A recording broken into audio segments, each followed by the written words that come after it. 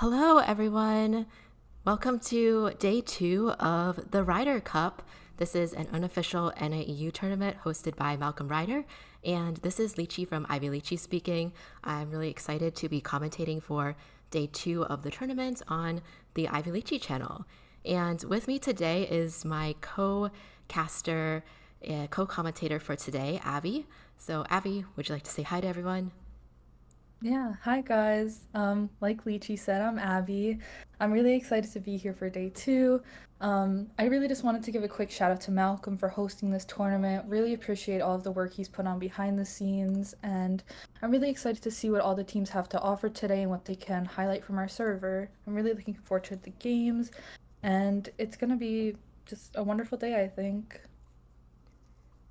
Yeah, I'm So sure if it's you going wanted to to get be. started with the talking about the bands. We can see that right now we're on Lakeside Village that was picked by Eden, and the map band that B4U banned was Red Church. Yes. Lakeside Village for round 1. So we're going to start off with a big map. And Abby and I are going to relay the bans and picks to everybody watching as well since we can't show it on the screen.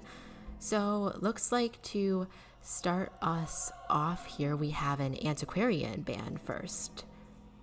Yeah, definitely want to try to get rid of that harassment, and usually for round one, hunters try to go for their wins. That way they can play more relaxed in the later rounds. So definitely trying to take away that extra, support and harassment from the Antiquarian, since she's such a strong character and she has so much to offer for her team. It's a really good ban to start off with. Yeah, definitely. We know she is super strong, very high up there in the meta nowadays. And this is going to be followed by a toy merchant and mercenary lock in on Lakeside Village. So these are survivors that typically perform pretty well on this map for sure. We've seen Toy Merchant pull off some really cool plays on the big boat area and be able to support as well with some catapult placements around the boat.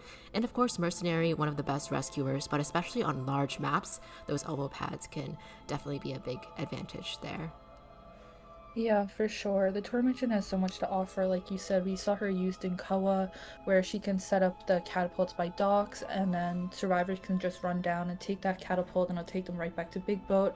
There's no way for the hunters to really counter that unless they have that extra movement ability, like if they were to go Geisha.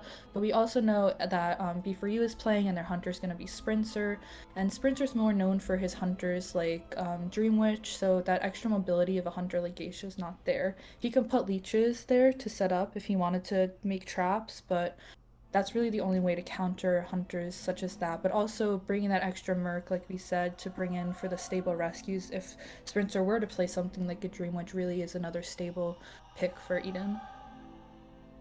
Yes, definitely a stable pick here. And looks like our next bans are going to be Seer and First Officer. It's kind of interesting they decided to ban the First Officer, considering I think the Mercenary was picked before the First Officer is banned. So, but they decided to ban the second Rescuer option as well, in addition to, of course, Seer, who is still very much up there in the meta here. I don't know. Yeah. Abby, what do you think about that?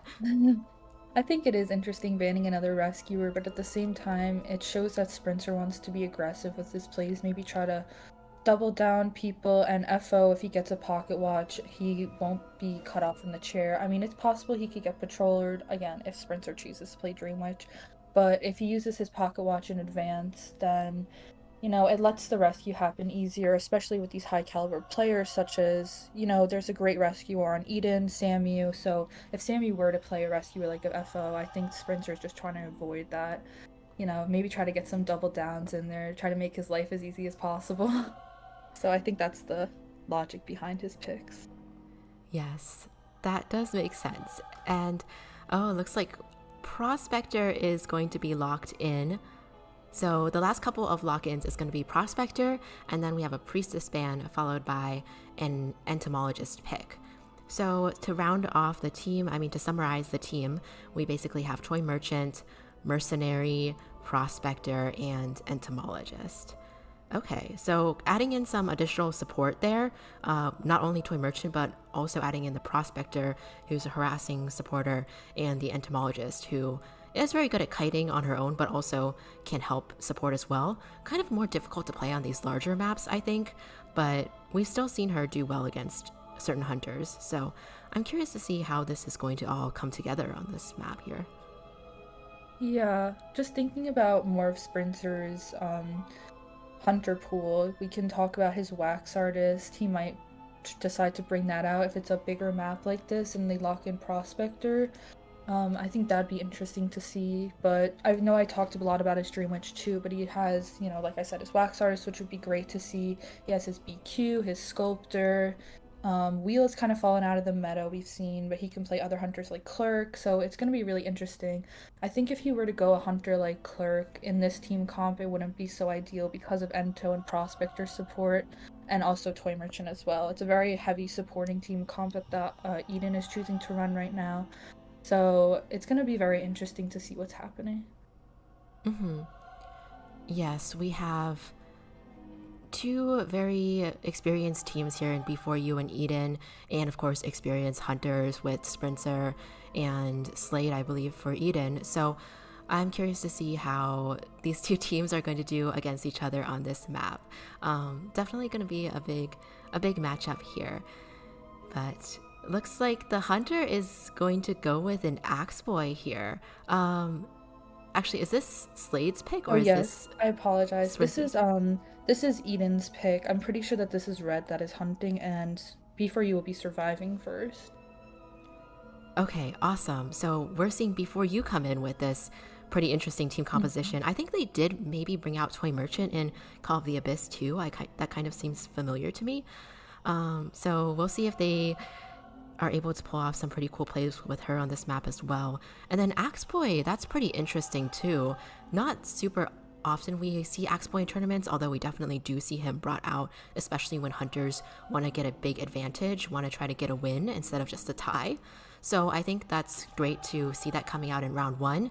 I mean, this is really the hunters' chance to bring out their best hunter to try to get some points for their team. So I'm excited to see this Axe Boy. I guess this entomologist might kind of make sense now that I see the Axe Boy being the hunter as well. So definitely entomologist and Axe Boy can be a pretty interesting one-to-one kiting chasing situation as well if they get into that here. Definitely. And I apologize again for thinking that Sprinter was hunting first, but we do see that Slade's actually going to be the hunter, and we know that Slade has a very strong Axe Boy. We've seen it being brought out in other IVT tournaments, and he's definitely obviously succeeded with this Axe Boy pick as one of his strongest hunters. But it comes to the downside when we see that B4U used to practice with their hunter Ching, who is now on the China server, and he's obviously been the first Axe Boy for so long. And it just comes down to their practice and how ready they are. But they also have the entomologist pick, so it's going to be really interesting to see the support come in and how they're going to be able to counter Slade's Axe Boy.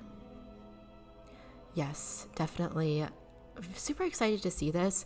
We saw Before You did play against Axe Boy during NAU qualifiers, I believe, when they went against teams such as CH4, and they've kind of had a pretty big history with Axe Boy, right? Because back in previous Call of the Abyss qualifiers, they had a very big challenge while playing against Axe Boy, but we saw they did really good against Axe Boy during this year's NAU qualifiers. So I'm super excited to see if they can continue to put up that kind of performance today. And I guess here we might be able to get a peek into the traits that they're bringing as well. Everybody has borrowed time. It looks like there's actually going to be two tie turners, one on Mercenary and Toy Merchant with the tie turner as well. Yeah, I think they definitely are trying to give Prospector Entomologist the kite, and then once one of them gets the kite, they can set up support for one another through that Toy Merchant. And then they can have Toy Merchant, if she decides to get chased, if she's in a different spawn area. Yeah, they're gonna set her up at docks, like I was saying, set up that catapult so that she's basically unchaseable. And then I'm pretty sure they're aiming for Schmitty to take the kite, and then, or Paul. Paul would be a great chase because he's entomologist, which counters him. And then Schmitty can offer him support at small boat. Yeah, and it's just perfect, this layout. Roland is middle, Mercenary is pretty unchaseable for most hunters, so that's looking like the concept behind this pick for the layouts. Yes, I am curious to see how this chase is going to go. They definitely can play into support, although it is a larger map, so sometimes it's hard to get around the map to transition from one area to another to actually meet up with your supporter, or for the supporter to meet up with the kiter here. So hopefully they can get something going. I know they do have that prospector kind of located near the small boat middle area as well, so maybe potentially some support going in from there. But entomologist, yes, definitely does have some transitional ability with her bees as well. So we'll see if she does decide to meet up with that prospector or transition eventually to the big boat to meet up with that toy merchant. But yes, we are now entering the match.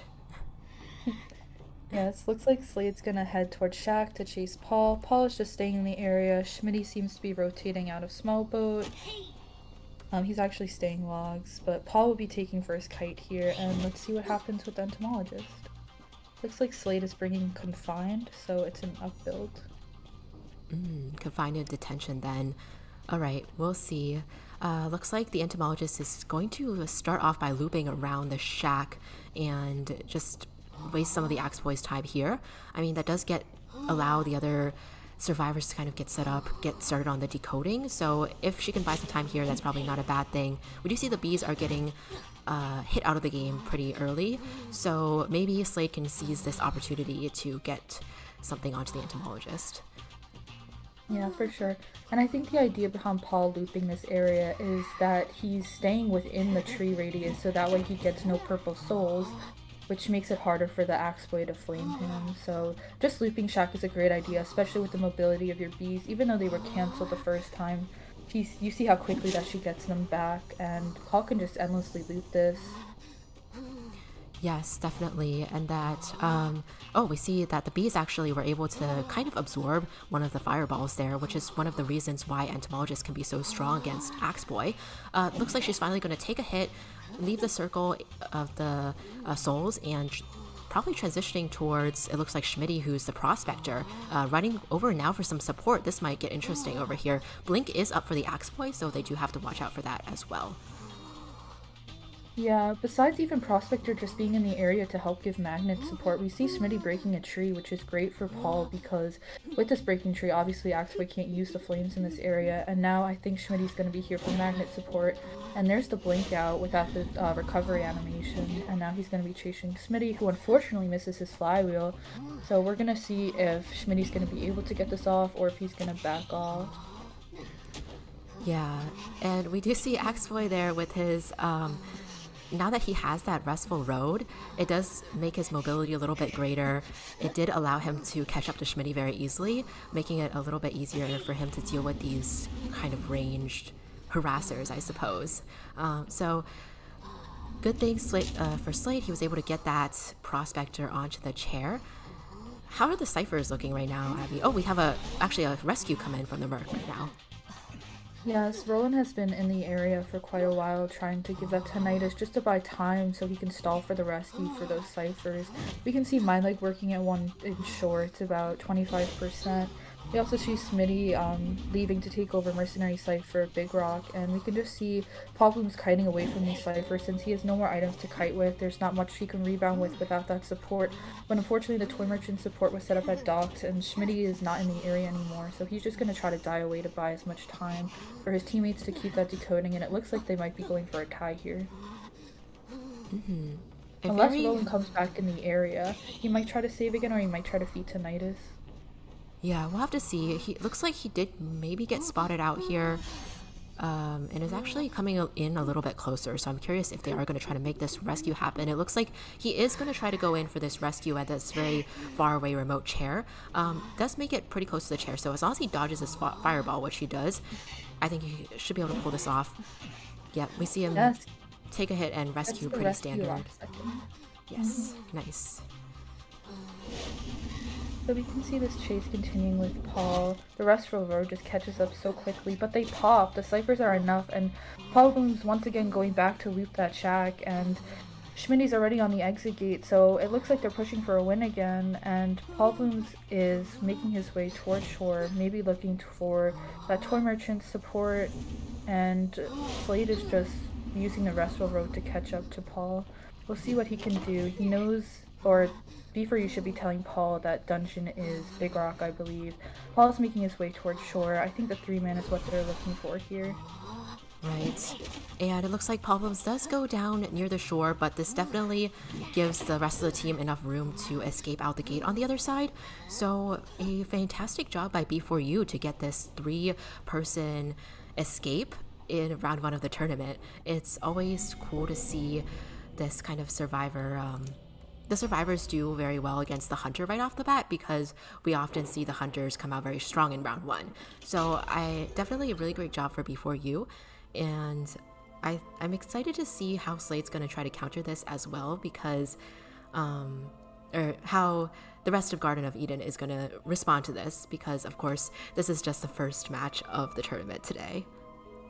Yeah, and I think it was just an interesting pick, honestly, for Slate to continue to go Axe Boy, because even though, like we mentioned, Slate has such a strong Axe Boy, the composition that B4U brought in was really, really strong. They countered that Axe Boy well, because they knew the hunter they were going against. Slate is extremely well known for his Axe Boy.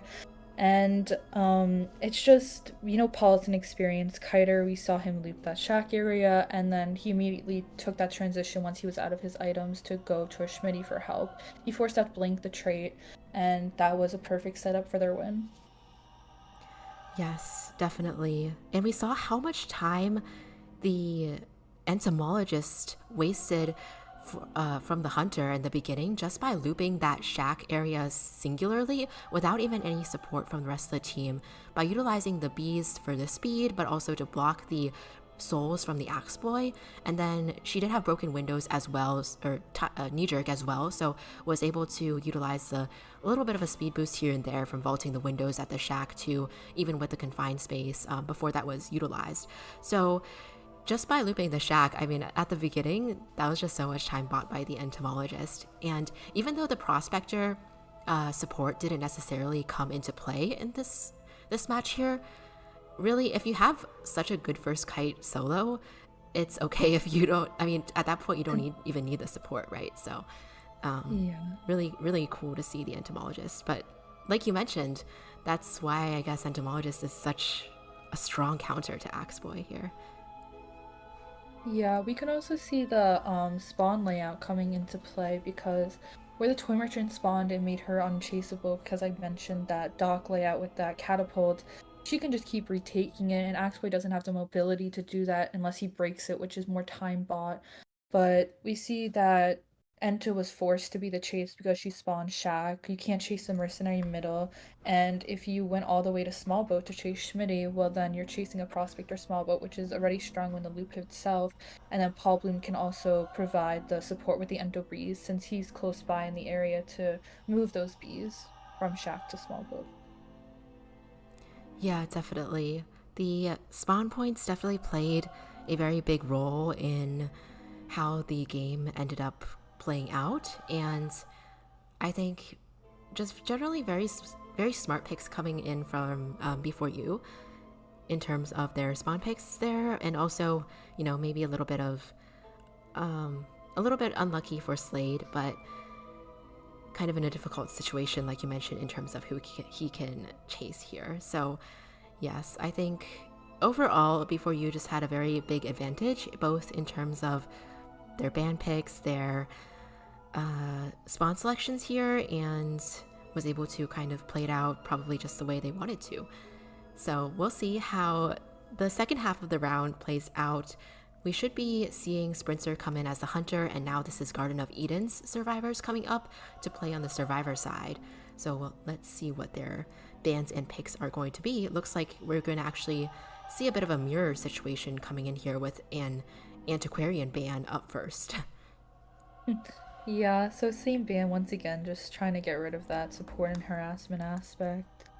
So we'll see what Garden of Eden chooses to lock in and what they think that Sprinter's going to play, because like I said, he has such a large hunter pool and he's such a talented hunter from all of his experience in Call of the Abyss. But we also can't discredit Garden of Eden because they have so much experience as well. So it's going to be a very interesting matchup, and I'm excited to see the other bans and picks. Yes, definitely.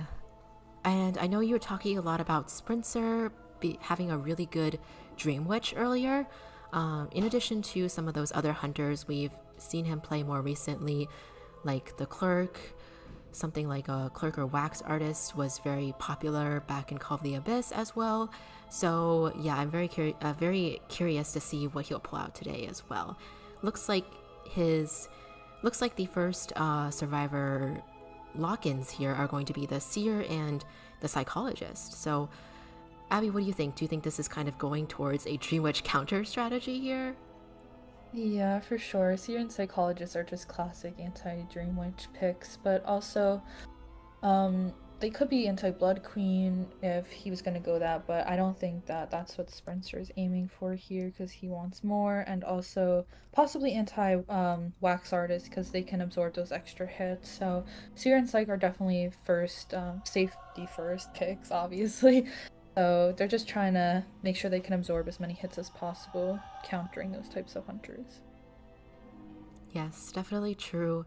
Very big counter to a lot of the single hit hunters here. And well, we did see Sprinter, I think, pull out a bonbon at one point as well, which a lot of people were surprised to see, I think. At least people outside of NAU were definitely surprised to see that. But he does have a lot of those single hit hunters too that would get countered by that Seer and Psychologist for sure. So definitely looks like they're choosing those stable picks that are able to absorb those hits. And I mean, Antiquarian is so strong against any hunter, but she was also very strong against Dream Witch as well. So definitely not surprised to see her get that first ban today. I am curious though, will they try to pick a harasser because Antiquarian is banned, or will they kind of go for more support without harassing? Because I guess if Wax Artist is on the table, he kind of does counter harassers a little bit. I don't know, we'll see.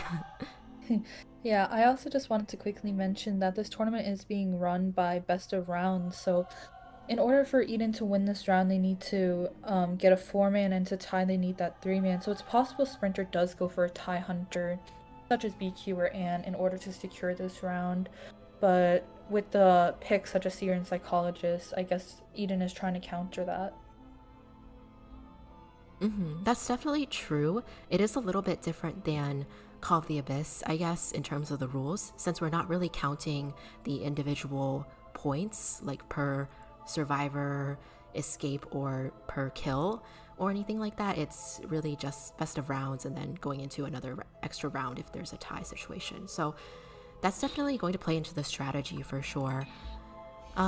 Looks like we do have more bans coming in. This is going to be a Mercenary and Priestess ban by the Hunter here.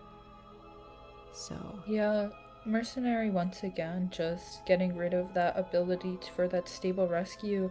And then Priestess, the mobility she offers on big maps such as Lakeside Village is obviously pretty overpowered. We can see her global portal coming into play, and if Sprinter were to choose a hunter such as Dream Witch, Priestess can definitely be debilitating towards that hunter, because with global she can heal teammates and she can decode faster. So Priestess and Mercenary would definitely counter Dream Witch if that's what he was going for. So those are good bans on his end.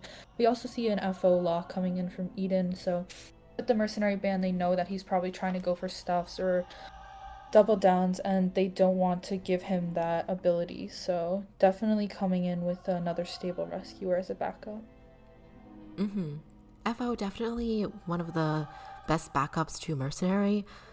I think in general, Mercenary is said to be a little bit better on larger maps, but of course, with him banned, First Officer is typically the next best option. And it looks like Toy Merchant is going to be the last ban here. So knowing that Toy Merchant very strong in this map, of course, they're just going to eliminate that option. We'll see how the Survivor decides to lock in their last pick, it looks like it's actually going to be the Weeping Clown. So that should be interesting. We have yet to see a Weeping Clown in this tournament, but we have seen him a couple of times in other competitive tournaments. So kind of rounding off with somebody who has the ability to gain a lot of distance from the hunter, but also potentially help out with some rescuing and supporting as well. Should be interesting to see. Yeah, I'm really interested to see how Eden chooses to use Clan because, like you said, he can be used at an extra distance if Sprinter decides to go some hunter such as Bonbon. He can obviously transitional kite well, but if it comes down to close, like a close end game, he can also be used for that support and harassment, which is another opportunity for Eden to pull through with this character. Yes, that is definitely true. We will have to see what Spencer is thinking in terms of his hunter picks here, and we'll see whether the map also influences what he decides to play, since Lakeside Village is typically thought of a little bit more of a hunter-sided map, but we did see Before You survivors definitely gave Eden's hunter a run for their money in the previous match. So could potentially go either way, but I think we've seen sometimes hunters like Clerk, for example, have a little bit more trouble on this map. So I'm curious to see if that is going to factor into his decision here. Yeah, I don't think that Sprinter's gonna end up choosing Clerk here just because of the comp in the map. I think he's more likely to go something like Wax Artist, which would be interesting to see, but I guess we're gonna have to wait and see what he picks. We're just waiting for the lock-ins right now. And I'm really looking forward to this match. Lakeside, like you said, is more hunter-sided, I believe. It's a big map. Like we said, talking about the stuffs with Mercenary and FO, it's easier for hunters to cut off survivors from those rescues on these bigger types of maps. And I'm interested to see how Eden uses the spawn advantage to their the spawn layouts for their advantage, just like we saw Before You do.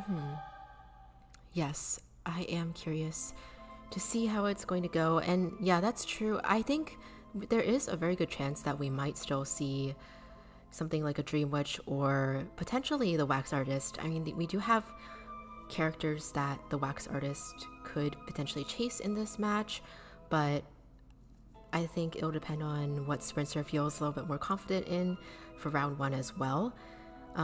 Dream Witch, I feel like, is the hunter that a lot of us have associated with Spencer over the years. Of course, there's also the smiley face that he was originally known for, but in more recent years in the tournaments, his Dream Witch has been so iconic. So I would love to see it at some point today, whether it's in this match or some other match for later today. Yeah, for sure. Clown is definitely more of an older type of hunter meta, like you mentioned, but Dream Witch, unfortunately, is also seems to be struggling competitively wise recently. She's an extremely strong hunter still, but just looking at other hunters we've seen utilized more would be something such as that Wax Artist that we've seen being brought out a lot. We've also seen a lot of Clerks recently, so it's definitely just waiting to see what Sprinter picks. And it seems like we're going to have a Naiad lock-in, so maybe the idea is watering off that big boat and making it hard for these types of survivors, such as Seer and Psychologist, who don't have much to kite with, locking them in those areas and not allowing them that transitional kiting. Yeah, that's true. Naiad does make it difficult for survivors who don't have as much of a transitional ability there. So I think you're right. The Psychologist in this year may have a little bit of a tough time. Luckily, they can absorb the extra hits, but even then, it can be a little bit difficult to deal with. I think it looks like Weeping Clown is Seer also did bring Flywheel. Seer and Weeping Clown with Flywheel, with Psychologist having broken windows or knee jerk. So that could potentially make it a little bit hard for the Psychologist as well to avoid the water damage there. Yeah, and an interesting spawn choice from Sprinter. If I were to guess, I would have put him in docks so he could water off Big Boat and just trap Seer there. But looks like he's gonna maybe be going after Psychologist or Weeping Clown here. FO possibly, but like we know, he has his pocket watches to use to kite. And he can also go towards that weeping clown if he were to take that kite for those rockets, so he can transition for him. So it's going to be interesting to see who Spencer chooses to chase for first. Yeah, for sure. We'll have to see who he decides to go for first with these spawn locations in mind. Of course, I guess Naiad could potentially try to go out a little bit further to look for her ideal target, but we'll see what she decides to do. Whether it's go in the vicinity or go out a little bit more. Looks like she is going to start off by throwing her harpoon and heading towards the middle area here, which is interesting. I think this looks like a first officer that she is going to actually go for first, and wasting a watch right away from the first officer here before looking for her next target, it looks like. Yeah, Spencer's baiting out that watch first, and now looks like he's heading into the area of Psychologist, but of course Garden of Eden's already communicating this, and Psychologist will be rotating out of Shack towards Cornfield. Let's see if Spencer can find the Psychologist. Seems like he has tinnitus and he's heading in the right direction, so it looks like Psychologist might be getting caught out in a bad area. Let's see what she can do in this area and if she'll make her way back towards Shack. Yes, she is quickly closing in, and we did see the owl was used even though the hit didn't quite land there. So hopefully the Psychologist is able to transition out of the water without taking any damage here. She does have quite a lot of humidity on her. Does take one basic attack here and is able to transition away a little bit right now. So we see that her stress bar is going to come into play at the moment. Yeah, we see Psychologist rotating to small boat, and she's gonna take another basic hit probably. Spencer is bringing Blink, which is now up, so Psychologist should be going down relatively soon if Spencer's able to get this Blink up, but we see the Weeping Clown coming in the area, maybe offering some support to the Psychologist and denying Spencer that ability to Blink. Yes, he's gonna pick her up, and they're gonna go towards middle, trying to get away from this and delay the Blink as long as possible to extend the kite. We see Samuel in the area decoding, and Sears at docks, just pushing those ciphers as far as possible, but Spencer's still on the tail of Adrian, who is a Psychologist, and it looks like she'll be going down now with that Blink. Yes, down with the Blink, and this is kind of near the shore area here, so we do see that Sears actually within the vicinity, but is just going to go ahead and leave the area. And potentially going to see first officer come in a little bit closer for the rescue here. Ciphers, we see 4 ciphers remaining, but I'm sure they have a little bit more progress than that on some of the other ciphers. Although Weeping Clown did come into support earlier, and we know first officer was kind of chased a little bit in the beginning, so potentially that could have slowed it down a little bit as well. Yeah, we see Spencer unfortunately miss his dash, and FO uses his watch. He gets last efforted, but obviously with that tie that the watch offers, he's still able to make the rescue. It's going to be a double down situation, which is good for the Hunter side. Unfortunate for the Eden survivors, though, especially since they need a win this round to tie up the round. We're going to see how possible that is for them with the ciphers they have, but Psychologist is going to be dying towards middle. And Seer's gonna be pushing a big boat, and Weeping Clown is going towards Big Rock, maybe preparing to rescue. Right, we do see that Weeping Clown is the one who brought Flywheel. No more tie turners to extend the time after the rescue as well. So let's see if they decide to go for that rescue or not. But Spencer for now, not sure if he has a clue where the Weeping Clown is, but it looks like he's just gonna go out and patrol while extending the water circle here. The other survivors appear to be healing up, so potentially preparing themselves for post-Psychologist elimination once they have to take over that second kite there. And yeah, like you mentioned, Abby, the cipher progress does seem to be a little bit slower with the double down, especially. That means they weren't able to buy much decoding time, even though the survivor was eliminated on the chair during this time. So that does feel like a little bit of a loss, or like they didn't really gain much from that time the Psychologist was on the chair due to that double down. Yeah, they had to spend the time healing up the FO instead of being able to rush those ciphers, which is unfortunate, but Chris, the Weeping Clown, was feeding tinnitus in the area while the Psychologist was sitting on chair in order for them to be able to heal up. And now we see Chris is actually going to take that water hit, and he uses his flywheel, but it doesn't go through as he did it a little bit prematurely. So now Spencer can actually camp middle and pressure Sammy, who has no more pocket watches. maybe taking a free hit here. Yeah, quite unfortunate that Chris had to die on this cipher. I don't think they were expecting that, which is a little bit of a misstep on Eden's part, and I think Sprinter's going to capitalize on this now that the Weeping Clown has unfortunately died on the cipher, and they seem to be quite behind on these ciphers. Yes, it does look like the game is in favor of Sprinter right now. We do see Seer ended up having to go off of his cipher and is potentially closing into either a feed to Nidus or eventually rescue. We'll see what they decide to do, but oh, first officer is actually coming back as well. I think they managed to pop another cipher during that time from the first officer.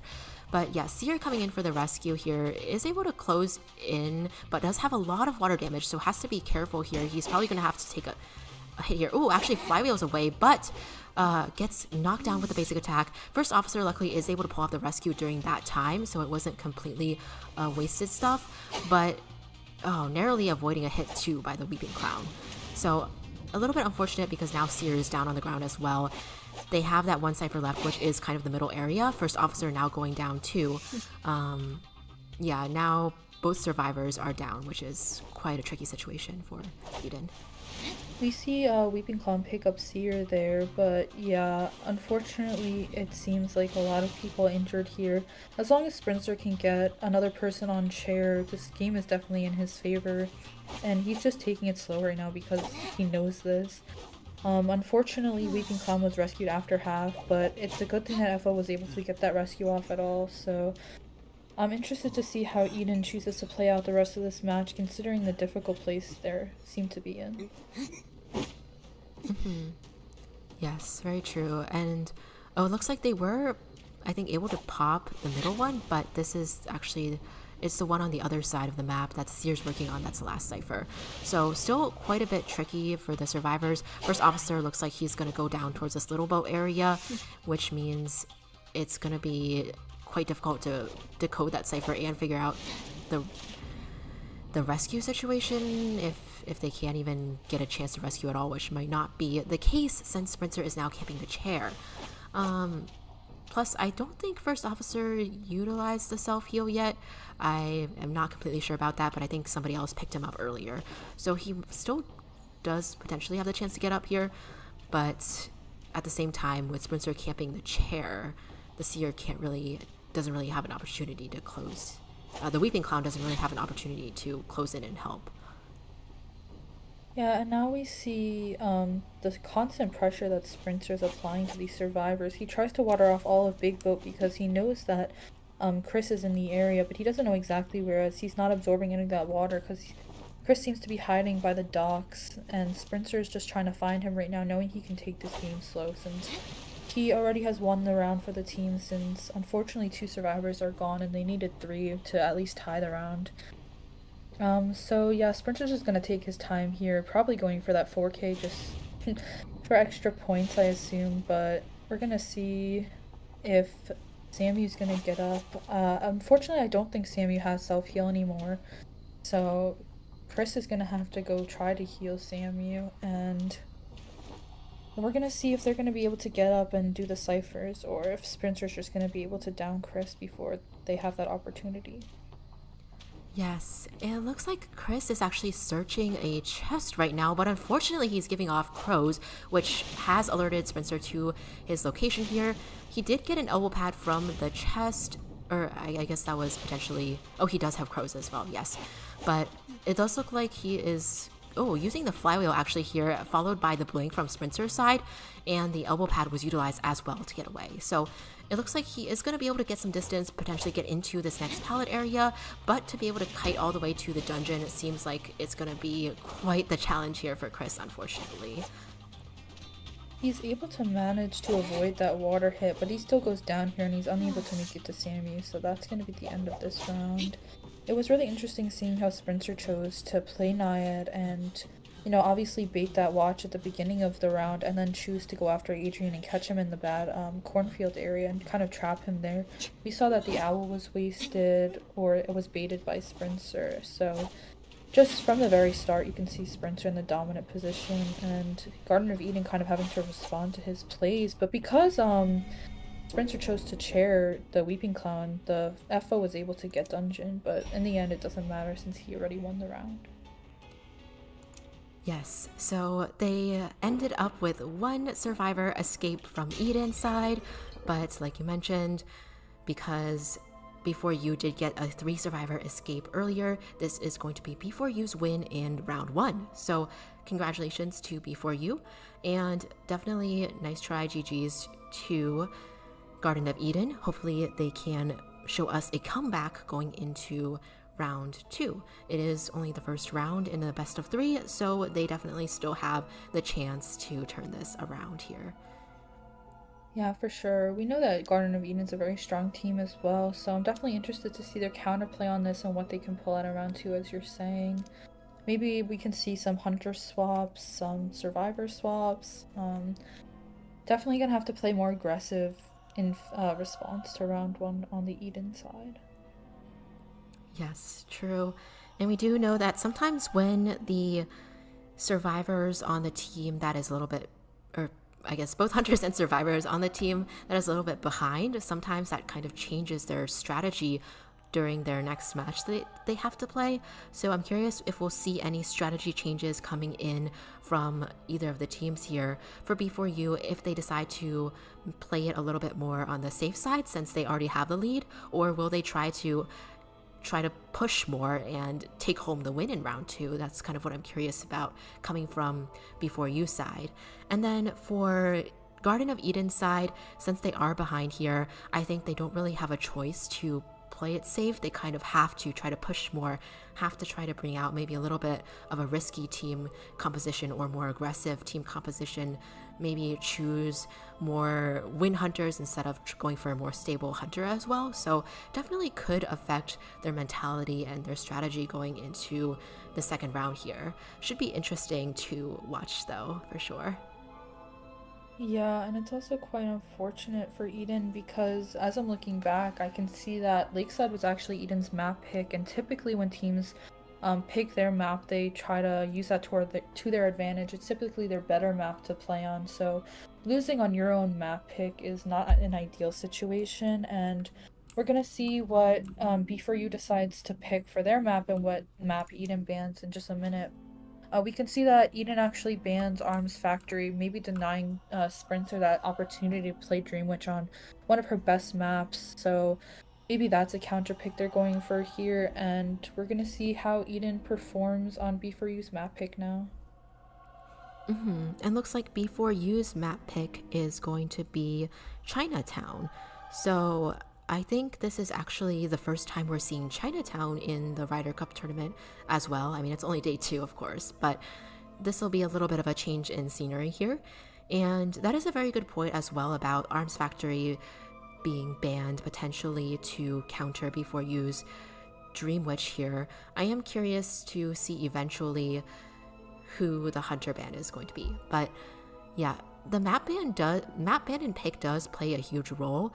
I think sometimes from the audience perspective, we don't really realize that, but when you look at the data, sometimes they release the data from the official tournaments, and it's like the teams that had the map pick, like the home team essentially, they were able to win much more than the team that didn't get the map pick. So teams are much more likely to win on their own map pick than their opponent's map pick, essentially. So it does play a really big role, and that does put Eden potentially down a little bit in a disadvantage because of that. But we'll see how they do on Chinatown. It looks like the survivor bans are starting to roll in, and we're going to see Mercenary and Priestess be the first 2 bans here. Yeah, Priestess on Chinatown can definitely be a menace. She can obviously set up those hotel support portals and get people from one side of the map to another. So I guess their idea is just to shut that down, and Mercenary, obviously, like we've said repeatedly, trying to make sure that rescuing is not as easily, and also the mobility that Mercenary provides getting from one side of the map to another, trying to shut that down as well. Yes, for sure. It is still a little bit of a larger map, so I can definitely see why they've gone with those bans. this is kind of the one of those maps where you're more pressure to ban characters like that, like Mercenary and Priestess, whereas in certain maps, maybe like Arms Factory, you wouldn't be that pressure to ban the Priestess, but in this map, it's one of those that it really matters. So I think that does kind of actually also take away a ban spot from the Hunter. Like the Hunter didn't get the chance to ban the Antiquarian first this match, for example, which does allow the survivors to pick her, and actually that's exactly what they're going to do. They're going to lock in First Officer and Antiquarian as the first two picks here. So kind of coming in with a substitute for the Mercenary with this First Officer here. Yeah, excited to see how they use Anti since she's been banned so often. So her being able to finally have playtime and see that is gonna be very exciting to see. And we also see that the next bans for survivors are Patient and Seer. So once again, denying the mobility that Patient has, maybe hooking off of that hotel or connected bridge for that extra distance. And Seer, without the support, he's also just another Dream Witch counter, so denying that is good for the hunters. We see that the Axe Boy is banned, so trying to get rid of Slade's Axe Boy, one of his best hunters like we saw, is interesting though, because we saw how B4U was able to counter his Axe Boy in round 1, but maybe just not wanting to have to deal with locking in those counters and going with a new team comp. But we see that Acrobat is locked. What are your thoughts on IVLychee?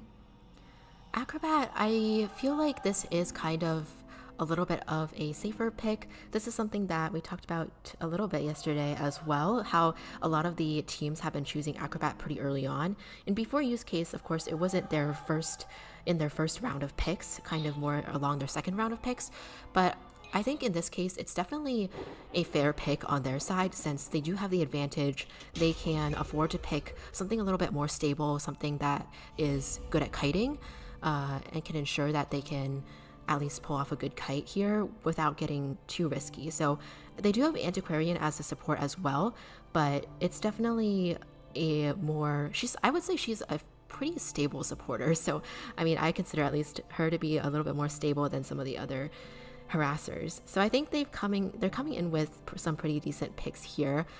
Interestingly, it looks like Prospector is going to get banned, and then Little Girl is going to be the last pick, which I didn't really expect to see, but I think it'll be super interesting to see the Little Girl. I don't know if you have any thoughts on that, Abby.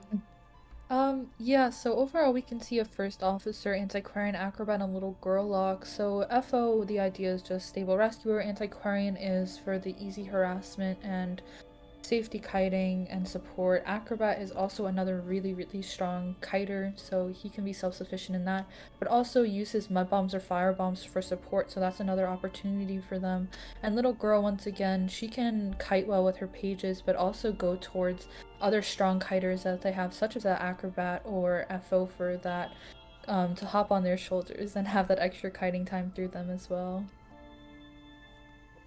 Yes, that is true. I'm just very curious to see how they're going to play the Little Girl here. I guess, we'll see who the Hunter ends up playing. It looks like it's actually going to be Anne here. And I don't know if we mentioned, but this is Slade, who is playing the Hunter, probably able to deduce that by the fact that the Axe Boy was the band that we mentioned earlier. But yes, it looks like it is going to be Anne who is the Hunter pick. So this is quite interesting.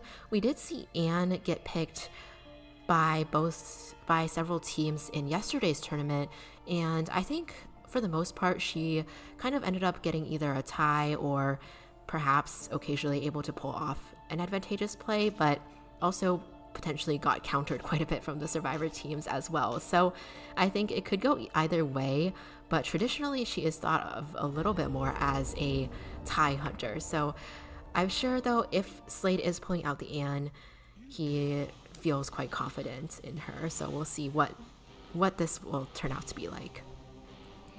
Yeah, Anne is actually, like you said, more of a tie hunter. Maybe they're trying to push for a round 3 here. Maybe that's Eden's play. Just try to tie up this round and then maybe go for more aggressive if they have more bans in that round 3. But Anne is also a good pick because in some aspects she counters FO and Antiquarian.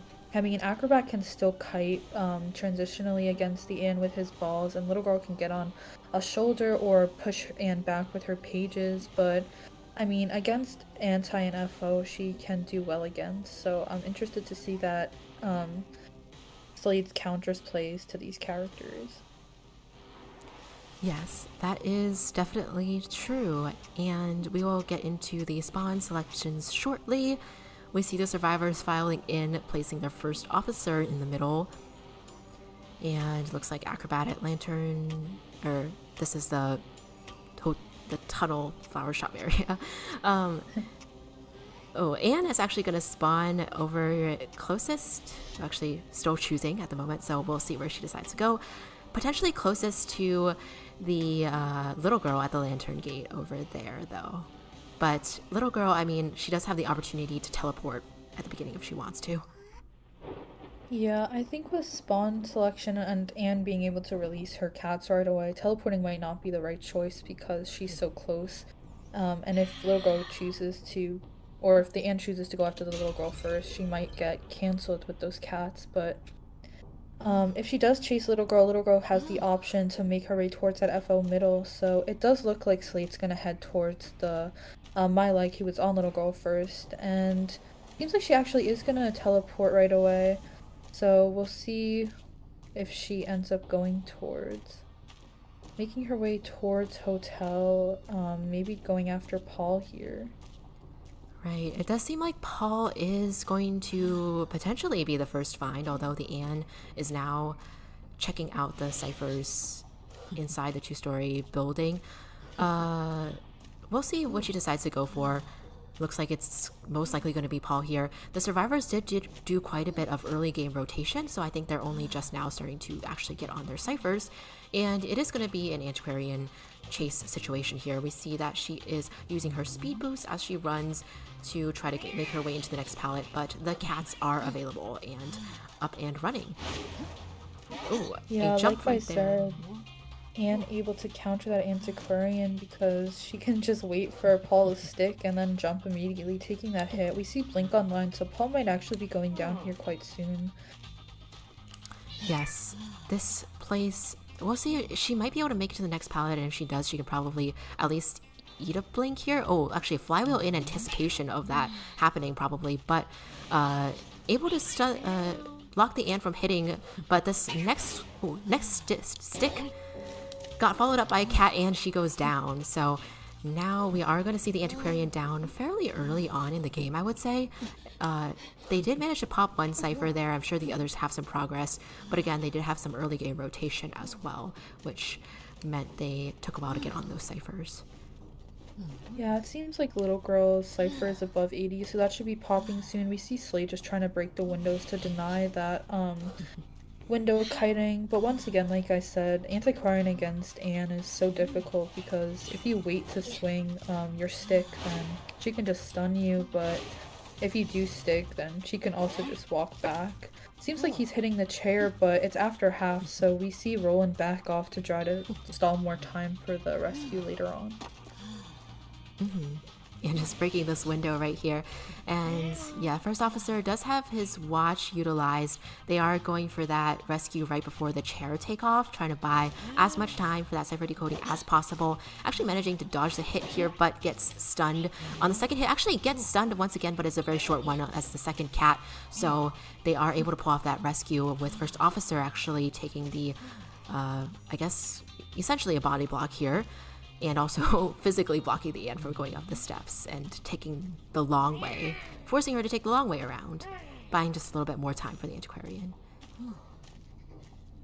Yes, so we see FO go down, and the blink is there, anticipating that Paul is still in the area, but it looks like he's going to be forced to change targets since he lost Paul, it seems like. So now Roland's going to have a chance to sit on the chair, and maybe Paul is going to look to get healed up, because now he's forced to switch targets because of that body block play. So even though Roland was forced to take the double down and rescue after half, it may be even working in their favor, because now Paul Blooms is gone. He can decode and heal, and so we see Smitty coming in, able to get that rescue off, taking the hit afterwards and body blocking. So I guess Slade is starting a new chase. Yes, this does seem a little bit disadvantageous for the Anne, considering that Antiquarian was dead on chair after that time, and now she's kind of just been freed up and able to decode or get healed up. Uh, Roland now, as the first officer, is going to go down here, but they are going to pop the last cipher, which is already primed, and he does have a pocket watch left to work with during the endgame. Meanwhile, Anne does not have any more trait available since she used the blink earlier on the stairs, so it's a little bit of a tough situation for Anne. We did talk about earlier how she kind of counters first officer with her ability, so hopefully the Anne can still at least get one survivor out here.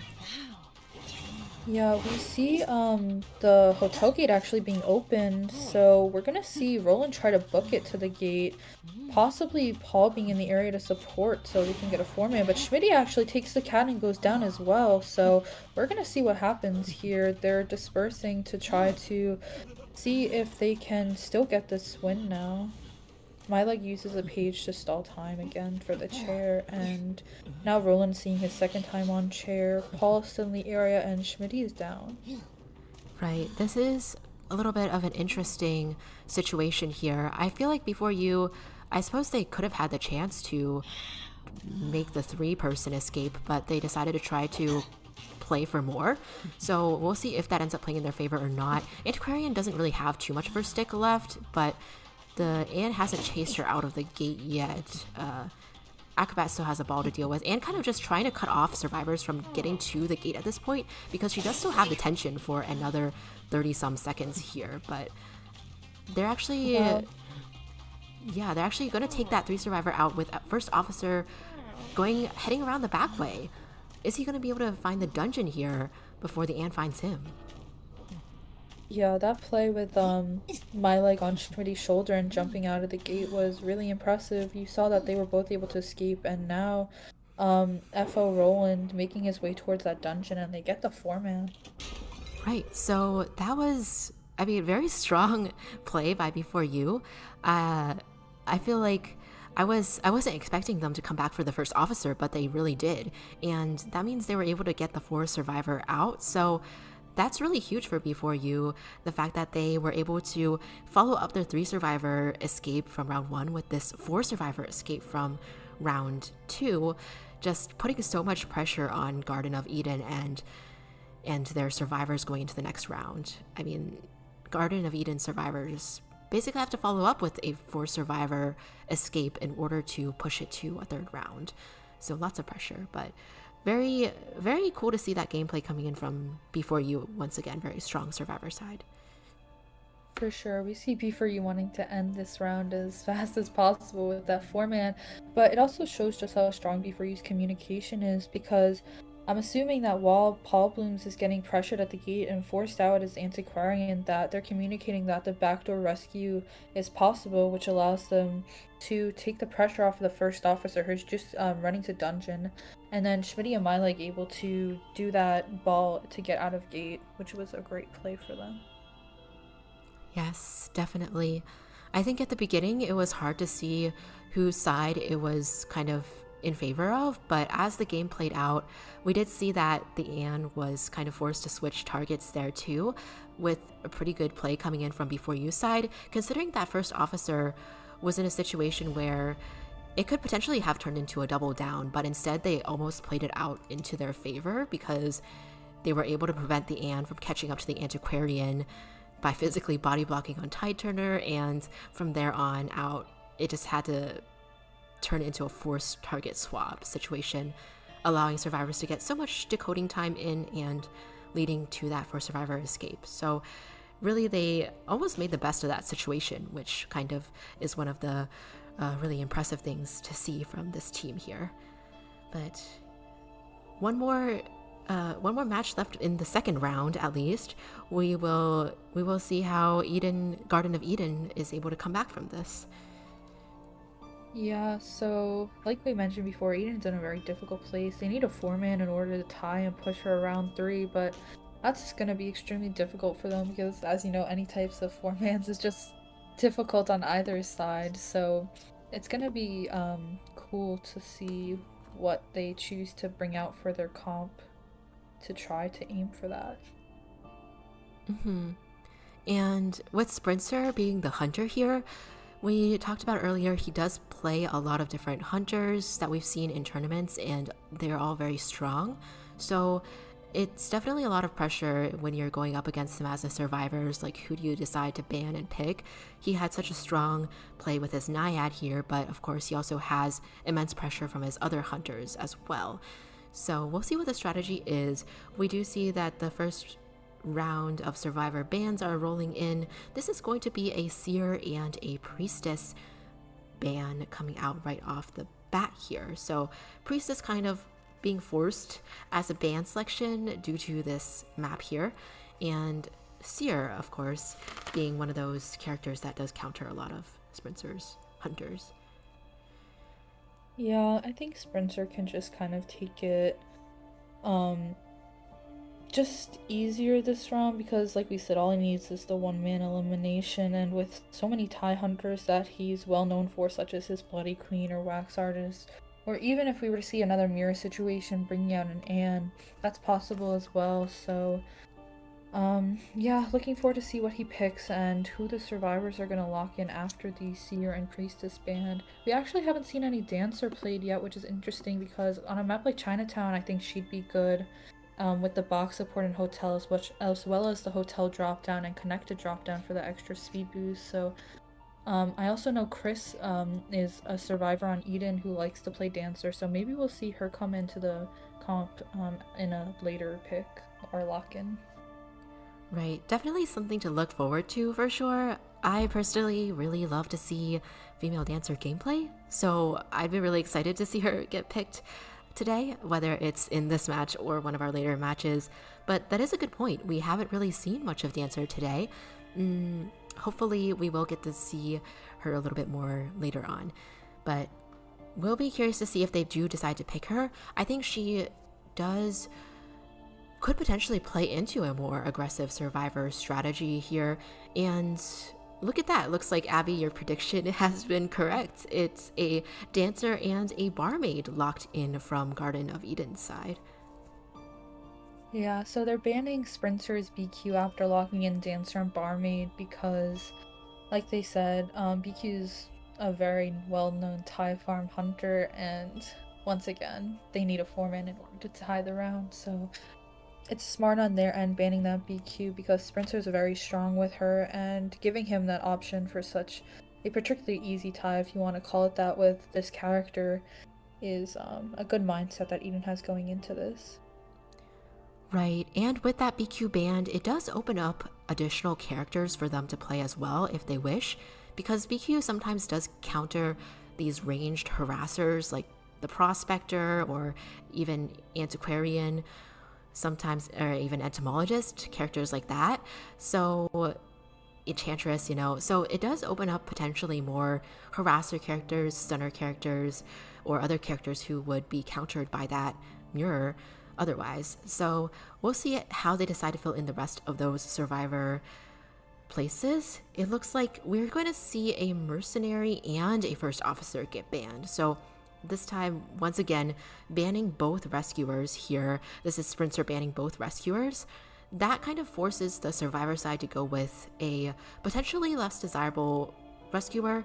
It kind of depends on the hunter, who the hunter ends up being, but kind of forces them to consider, oh, do you want to go Gravekeeper or Wildling, or do you want to go without a designated rescuer and choose characters like Acrobat, Weeping Clown, I don't know, to fill in those kind of positions instead. So quite interesting here.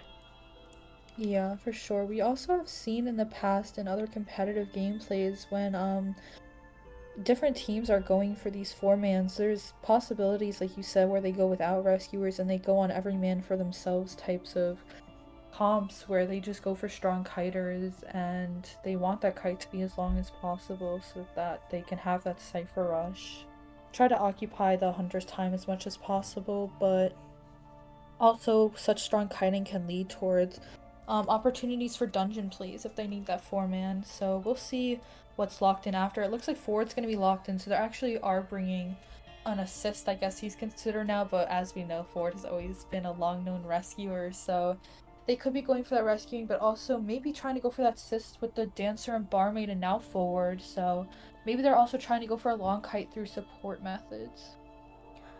Right. We could potentially see the forward help with the kiting if he needs to. I mean, with barmaid, there's always the risk that you don't get the drink heal in time, so forward can definitely help with that, coming in to stun the hunter to ensure that the barmaid or the dancer or whoever else is drinking the Devlin is able to get that heal up by disrupting the hunter and wasting more of the hunter's time. So we will see. Forward, of course, we know used to be super meta. Nowadays, he's not played as much, partially because of other characters like Antiquarian being available, partially because potentially we know there were some persona trait changes that make it harder for him to stun during like a balloon pickup and such. So just a whole variety of reasons, but he still could be quite strong. So we'll have to see. He does, like you mentioned, fill in kind of both a rescuer and harasser role there. So we do get that 2-in-1 coming from him, and potentially giving a little bit more flexibility, I guess, into what the last pick for the survivor side could be.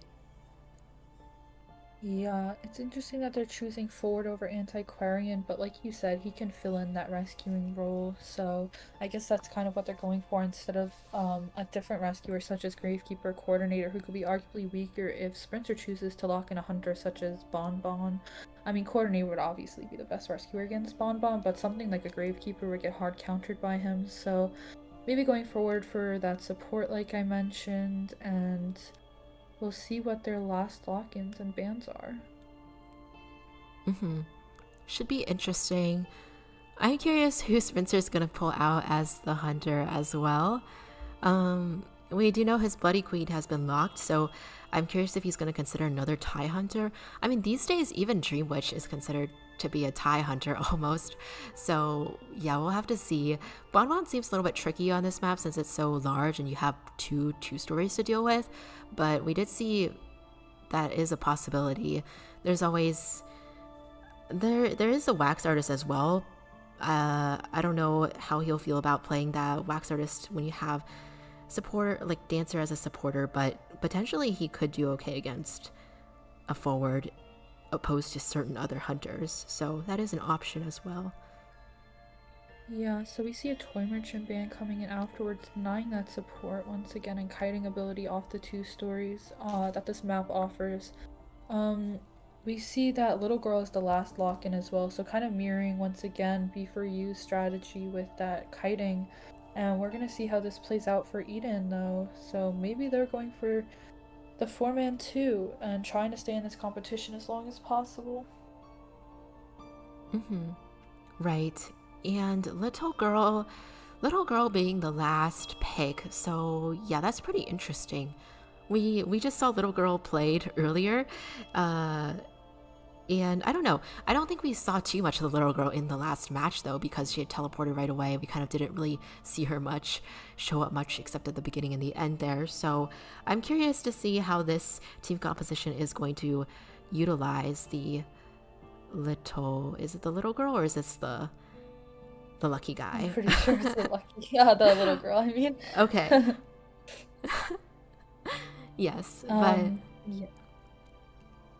I also just wanted to mention that Spencer, although that Sculptor has fallen out of the meta quite a bit because of her many nerfs, it's possible Spencer goes Sculptor here, banning those supports such as Toy Merchant, because Chinatown, such narrow alleyways such as in Connected, you can land statues on those stairs possibly, so we'll just see what he goes for here, and we'll see how hopefully Dancer and Little Girl can get more screen time this match, because I think that would make for a very interesting game. There's definitely a lot of support potential within this team composition here. I mean, essentially, all of them have a little bit of assist ability, if not being primarily assist, like Dancer, Barmaid, Forward, Little Girl. They're all meant to be played as a part of a very coordinated team. So I think this should be very interesting to watch. Sprinter actually does come in with a bonbon here. For me, it's a little bit expected, but I think Abby, you had mentioned the bonbon earlier, so it looks like you're being pretty spot on with some of these hunters today. Bonbon here being locked in. Yeah, this is interesting. I feel like I didn't expect that because, again, larger map, lots of 2 stories. But we have seen Bonbon be very strong in the meta nowadays. So I am excited to see how he's going to do, especially against this team composition. I guess he potentially does have a little bit of an advantage against some of these characters. Like forward, you can potentially prevent some of the harassment with the bombs there if placed well and timed well. With the barmaid, you do have the chance to cut her off at a further away distance with the bombs, and same with the dancer. Even if you're slowed, you can still use the bombs to try to down or add damage there. So I guess it could be partially in consideration of the team comp as well. Yeah, I think Bonbon's a smart pick for Spencer because as long as you get someone in the chair, it makes it extremely difficult for people to rescue, and they have forward there to be able to stun on chair, maybe making that an easier save. But if Spencer brings something like excitement on his Bonbon, then it makes saves almost impossible for Eden, which would be the easiest way for Spencer to get that elimination down and deny Eden a possibility of round 3. And it looks like, yeah, Sprinter is going to be closest to forward and barmaid. So we'll see who he decides to chase first, because actually Bonbon could always go, if he doesn't want to chase the other supporters, he could also go for the strategy where you chase the forward and use up his football and his tide, if he does have tide. But it looks like he's actually going to maybe go for a more traditional chase target here. We'll see where he's headed to here. Yeah, I'm pretty sure he saw excuse me. He saw Barmaid upstairs, but he's choosing to chase the dancer, who is in a little bit of a worse area, but she's setting up boxes for herself. Uses a spin to get out of this bomb, denying Spencer the ability to chain that bomb, but he is slowed down. She's making her way back towards hotel, probably for other boxes she has set up, just looping this area. And yeah, we'll see Spencer following Cheshire. We do see that with all 3 boxes placed down, Bonbon, every time he catches up, the dancer is able to get a little bit further away, but did manage to get 1 chip on the dancer so far. So quickly closing in, was in range for a basic attack, but decided to hold off a bit, trying to bomb a little bit before ending up giving a basic attack anyway. Does have the remote control bomb available though, so we'll see if he can use this to get that last down on the dancer. Oh, a flywheel here, but unfortunately was not timed at the same time as the remote control bomb. She still goes down. Forward here to add pressure here. Looks like he's not going to go for the stun because the bomb on place bombs, but he's going to go for a very long range stun at the moment. This does allow Sprinter to give time though to drop the female dancer right in front of the chair. So very, very long stun, as we can see though. Yeah, that was about a 50% football stun. Sprinter just trying to set up bombs to make stunning on chair not possible, because we see that Sprinter did bring up Blink to try to make his first chase as short as possible. So now this rescue is going to be extremely hard. We see Sprinter landing that time bomb on forward, and he's able to pressure the little girl Cypher. So this is once again a very nice start for Sprinter. Seems like they might try to double save the little girl and the forward. So let's see how this goes. Actually, it seems like forward went back to decoding, so it's just going to be the little girl here. Right, little girl here doing a good job so far of avoiding these bombs here. Bonbon without too many bombs left, able to pull off actually a free rescue basically, so that's very good on the survivor side. And actually takes a basic attack here as a body block as well, allowing Dancer to transition pretty far, considering she still has her slow boxes set up and was able to pirouette away.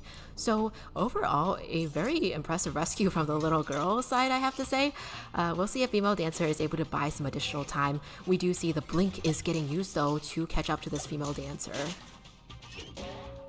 Yeah, so Cheshire goes down again, but we saw after the rescue, the idea was that she was going back into her boxes, just looping those boxes to try to make the best of her abilities. This is going to be her second time on chair.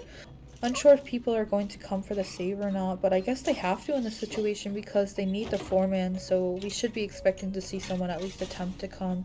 He sets off the time bomb, doesn't hit anyone. Yeah. So we Oh, see Adrian coming in for a stun, but unfortunately does not hit that. And that's a stuff save. oh, that's rough for Garden of Eden's side there. That does mean the little girl probably has to come in.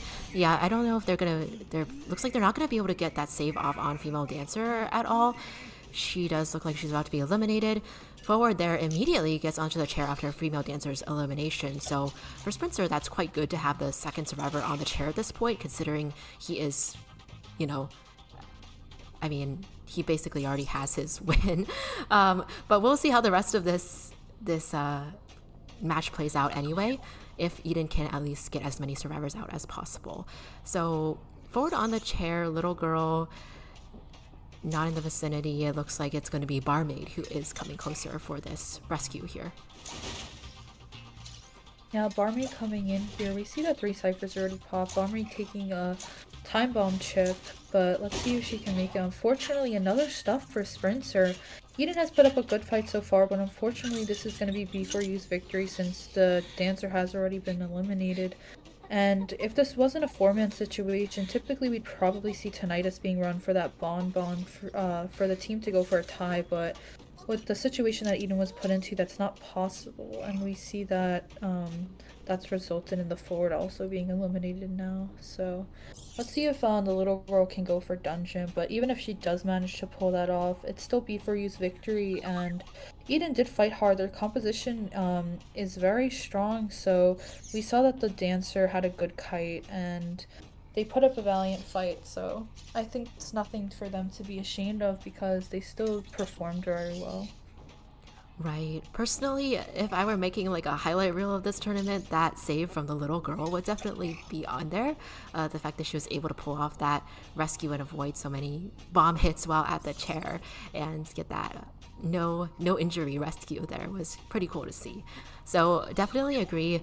Garden of Eden survivors, they tried really hard and had a lot of bright moments as well, despite the fact that it ends in B4U's victory.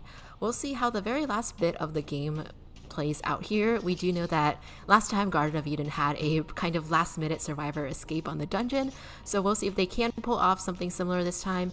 However, this little girl is at half health and Bonbon does have 6 bombs left, making it a pretty difficult situation even if she were to make a run for that dungeon there. Yeah, Chris sending it a heart to Spencer, but we know that Spencer knows exactly where the dungeon is and exactly where Chris is. And he also has Blink Online, Timer Bomb, and all of his bombs available, so this is going to be pretty difficult for Chris to pull off, but he's still going to try, I believe. I think it's just a waiting game at this point, so we'll see what happens. Yes, definitely kind of a waiting game. Both sides, nobody's coming or going, in a little bit of a stalemate here. Maybe if Chris can break the hunter's ankles, he can. This little girl can loop her way over to the dungeon. We'll see how this goes. The page pushing the little girl ahead a little bit. Bonbon still catching up quite quickly though. Lots of bombs left as well. Oh, actually, Blink's right there, but we had a page go off as well. So looks like she's gonna get hit. This Bonbon is actually gonna let the little girl just jump right into the dungeon, not try to go for a pickup. So nice little ending there. But yeah, this is going to be B4U's win in the first match of today against Garden of Eden. So really good job to both teams here, and thank you for both teams for your hard work today. It was really exciting to see the matches. But congratulations to B4U, and we are excited to see B4U move on to the next stage of the tournament next weekend.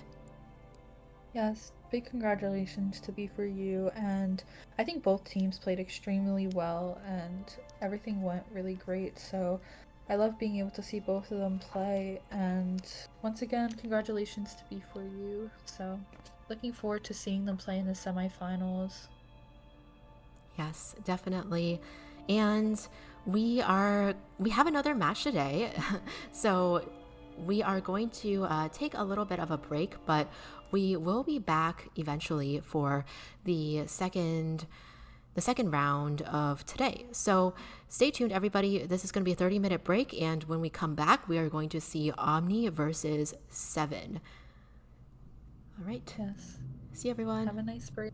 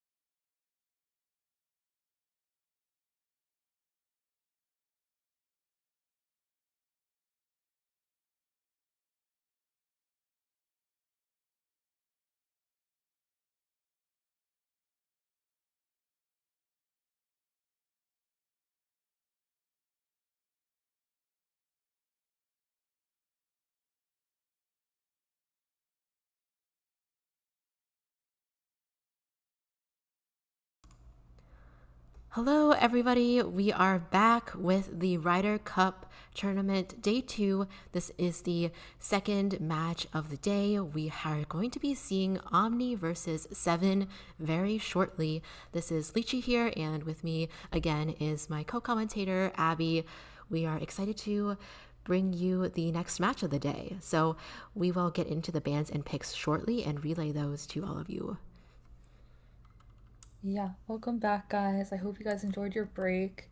Right now, like Lychee said, we have Omni and 7 up next, and I think we're actually already starting to get back into the bans and picks, so we can see that 7 chose to ban Moonlit for the map, and Omni in response chose to go with Red Church.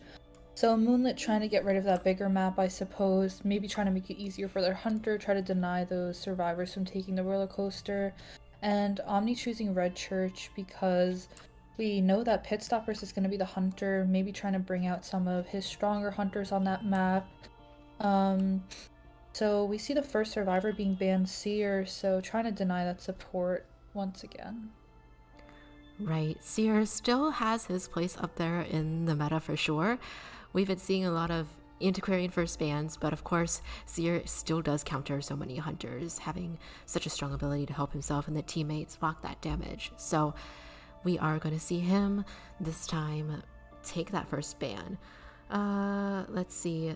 We have Red Church as the map, so I am curious to see this map here. I think we did see some of this map yesterday, but today it's going to be the first time we're seeing Red Church, so a little bit of a smaller map, unlike the bigger maps that we've been seeing in the first couple of matches today. Looks like the survivor pick, well, we'll see what the next couple of survivor picks and bans are going to be coming up soon here. As far as the lock-ins from the survivor side, looks like it's going to be Antiquarian and the Mercenary, I believe. Yeah, so we see Merc and Anti-ban first. Anti, once again, just keep repeating this, no more harassment and support, and Merc is to get rid of those easy rescues.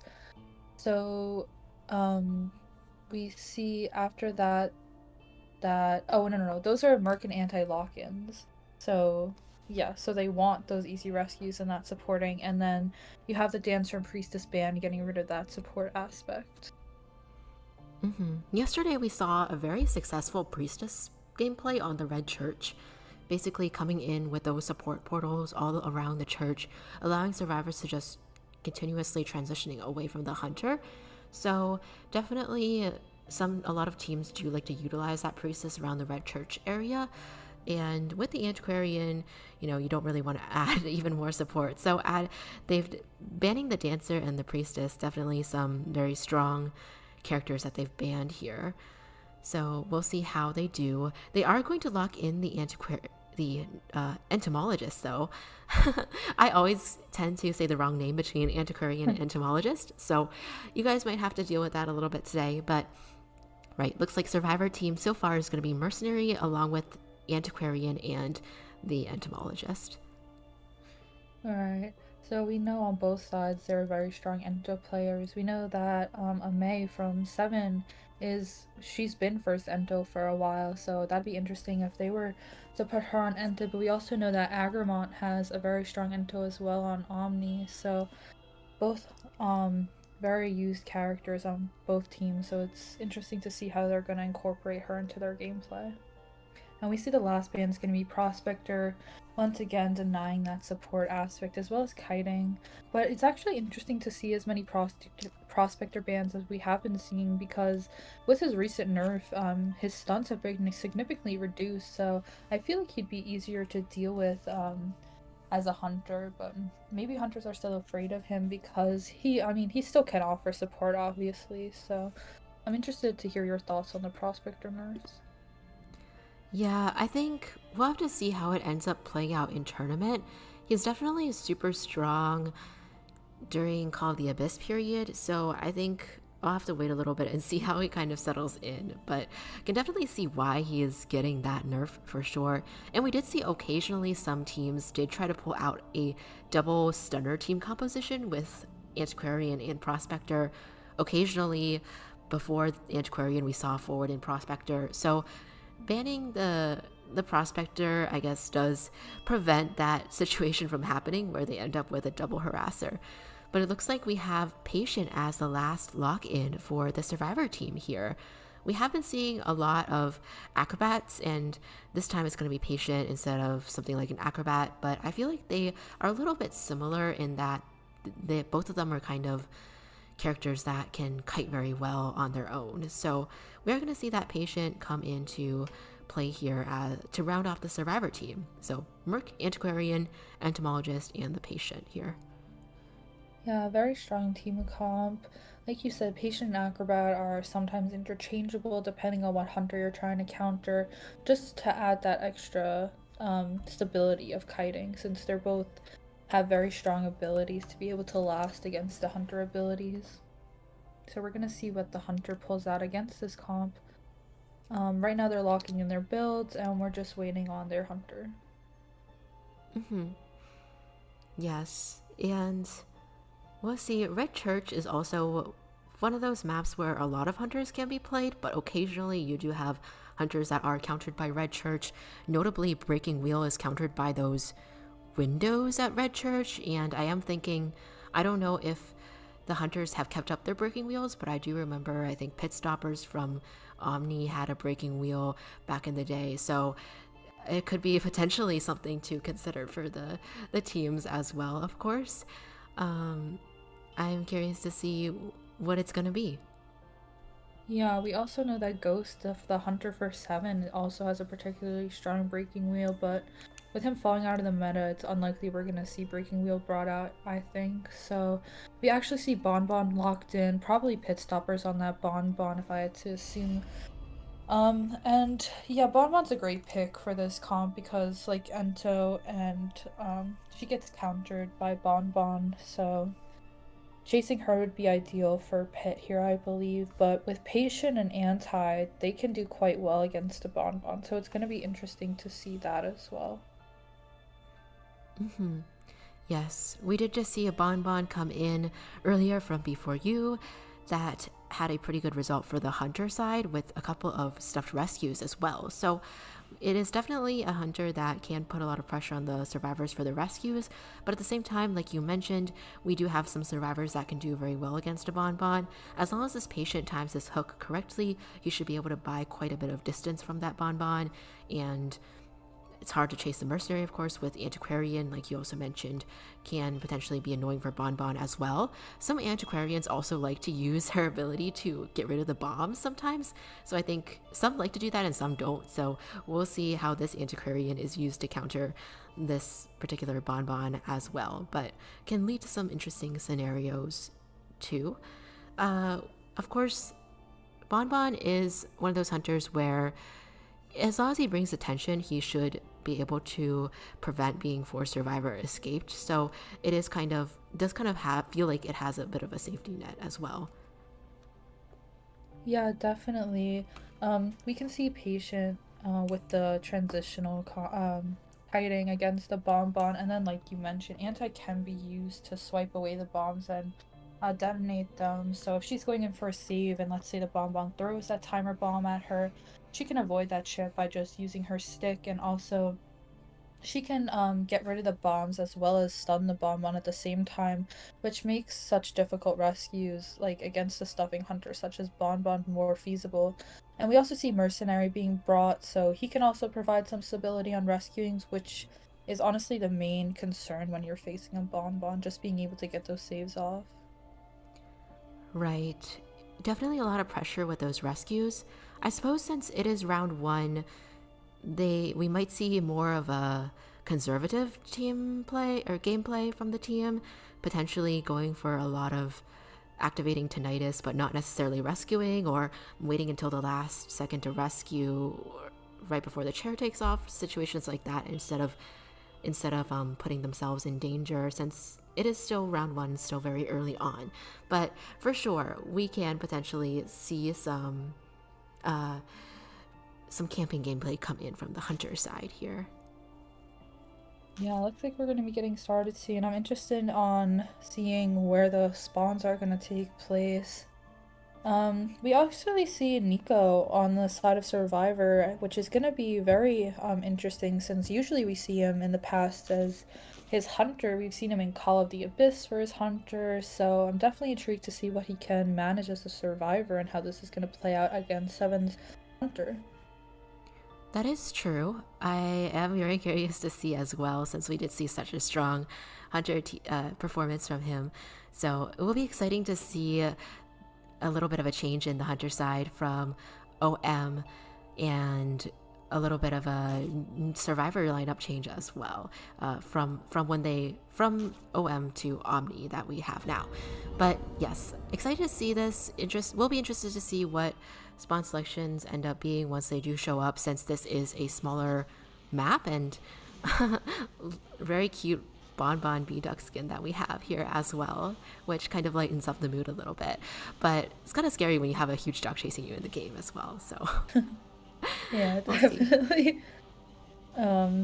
Yeah, love the skin. But also going back to Nico joining the Survivor side, I mean, we definitely see that it's possible through other teams that have changed their hunters factions. Like we saw in Koa that PP Jha, he actually became a Survivor and it worked out great for that team. So looking forward to seeing Nico's gameplay on that mercenary and how he's gonna pull off these particularly difficult rescues against this Bonbon, who does appear very cute with this duck skin.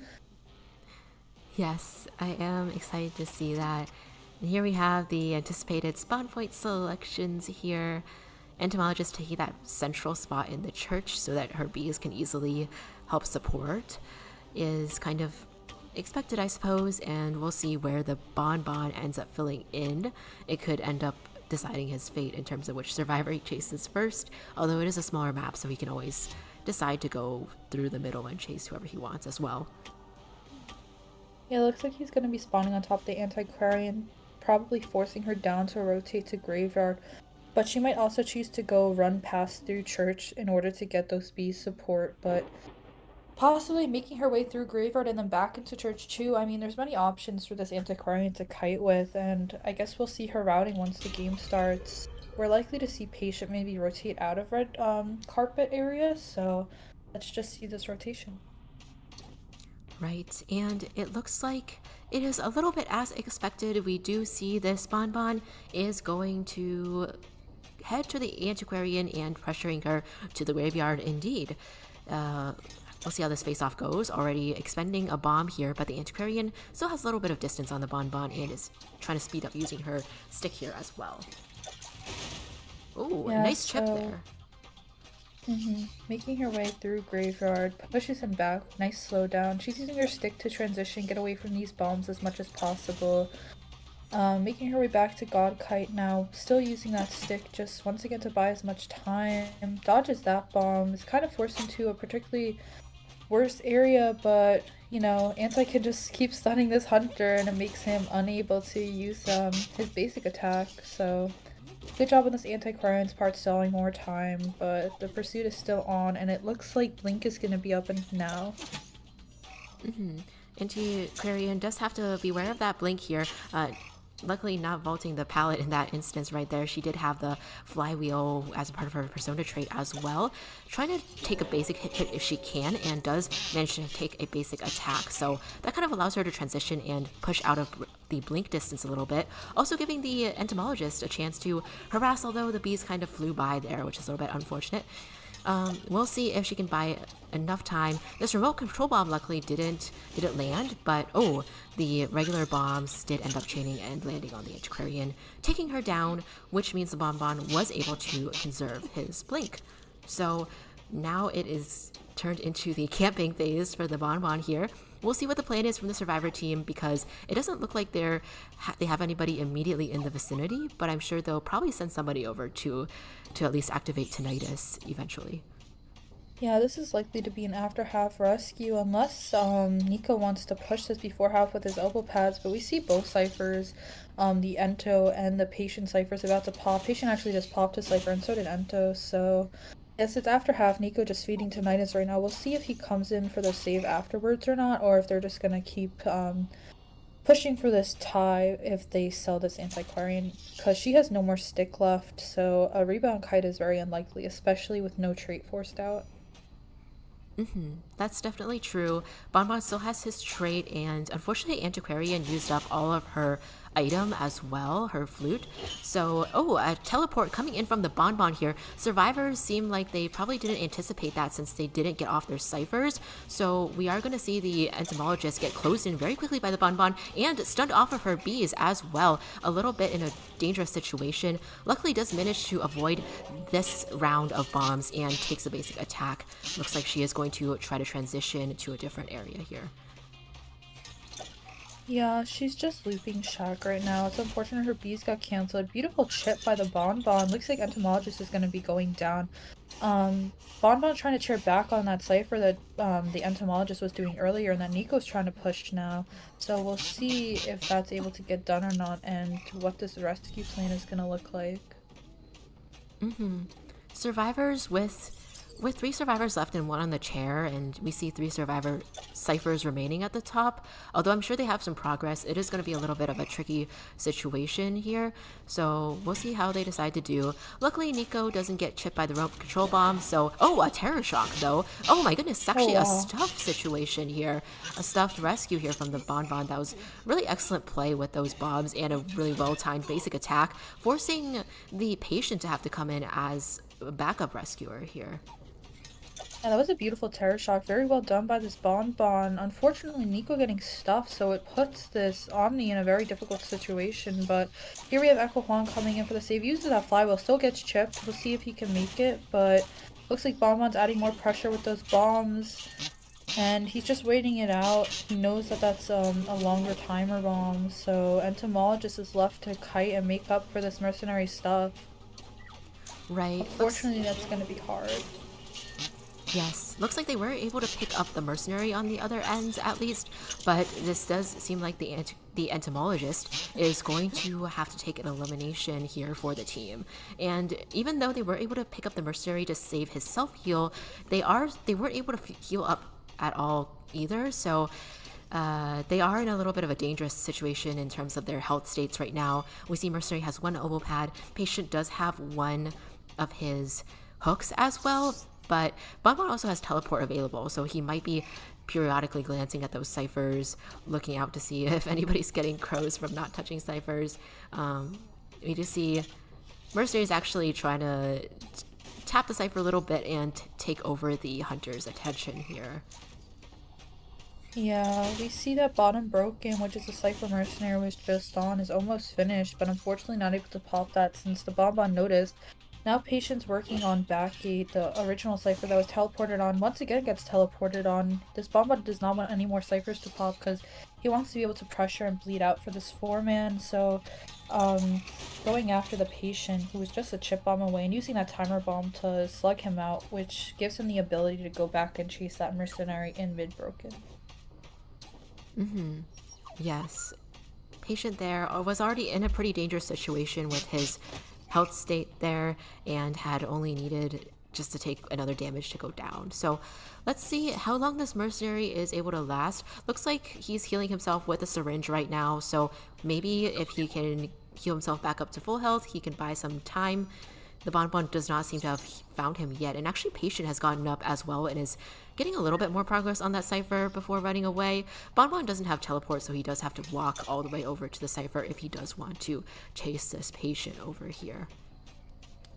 Yeah, with Patient using his self-heal and Bonbon knowing that since he had tinnitus and mid-broken, he knows that Mercenary couldn't have healed this Patient, and that he's free to chase this Patient and then leave him and freely chase the Mercenary after downing this Patient, which would secure his 4-man, unless the Mercenary is able to get back to the Patient after he downs him. So Nico once again looking in another chest, hoping to find more items to be able to kite with and maybe make it back to that Patient. So we'll see what happens, and if he's able to down him or if the Mercenary can do the cipher. Beautiful flywheel, but unfortunately takes another bomb chip with the timer bomb afterwards. So still Bonbon chasing after this Patient, gonna make his way to Graveyard, and Mercenary is once again full health with another elbow pad. Right, and it looks like Patient is going to eat that basic attack here and go down. Like you mentioned, we don't have any more self-heal left for the Patient, so Bonbon is just going to leave him and search for this Mercenary who is full health and has an elbow pad actually from the chest there. So let's see how long they can drag this out. Oh, actually, a teleport coming into play here to the graveyard to see if the mercenary is potentially picking up this patient, but he's actually on the other side of the map. So let's see. Looks like the hunter's gonna. Will he pick up the patient? No, he's not going to. He's just gonna walk by. Mercenary staying on the broken wall side of the map might be the smart move, I guess, because he can touch those walls to get rid of any crows. So even though the ciphers are all on this side, if his goal is to get rid of crows, he could potentially also stay on the other side of the map. It just means he can't get in any cipher progress or heal the patient. Yeah, so all this Bonbon has to really do is just find where the mercenary is stalling or hiding at, and then he could just really chase him. Looks like Nico knows that the dungeon's top broken, possibly even waiting for this patient to bleed out before doing a dungeon kite, so we'll see what happens with that, and if they're gonna go for that healing play and maybe go back to the ciphers to see if patient can kite until mercenary does a new cipher, or if they're gonna wait for him to bleed out and then just kite for dungeon. At this point, looks like the hunter still hasn't really found the mercenary yet, but does have tinnitus now, so he should probably know that mercenary is in the vicinity. Doesn't seem to have spotted his tracks just yet, but after seeing he's not at the top broken and tinnitus disappearing, this Bonbon is going to go back to the patient actually, and get tinnitus here. So we'll see what the play is between these two very sneaky survivors here. Is placing some bombs, but it seems like Nico manages to avoid them for now. Yeah, just keep looking in the area that you have tinnitus in, trying to find this mercenary. Unfortunately, he's right around the corner, but Bonbon doesn't see, so it's just gonna be more of the waiting game again. Seeing who can stall the longest. Right. And we do see the patient actually has bled out quite a lot, but if it comes down to it, the Bonbon could decide to chair him, I suppose. It just would be a little bit risky in case the mercenary does decide to rescue for some reason, or that would give the mercenary, I mean, that could potentially buy some time in the end. But it seems like actually mercenary's gotten up and is going to make a run back towards the dungeon. Patient does still have quite a bit to bleed out, so let's see if he can keep avoiding this Bonbon here from getting spotted. Yeah, so I guess the idea is mercenary running away from patient now because Bonbon either has to make a choice now to let the patient bleed out and let there be a possibility he gets kited to dungeon, or go to chair the patient and then it's more waiting again. And it could also possibly result in the patient dying on chair and him still getting dungeon. When you're the hunter in this situation, it seems like, oh my gosh, that'd be so frustrating to know that they're nearby but not being able to find them. Yeah, for But sure. Mercenary doing such a good job of being sneaky. This is so rare that we see a survivor bleed out and somebody get dungeoned that way in a tournament. It very, very rarely happens. So the fact that they were able to be so sneaky about this endgame play and pull it off is very impressive for the side of OMNI. But at the same time, we do have to congratulate this Bonbon too, because they were able to get a 3-person elimination here, which is very good for 7 as well. Yeah, definitely. We could see that the Bonbon definitely applied pressure with that instant switch to teleport after eliminating the Antiquarian.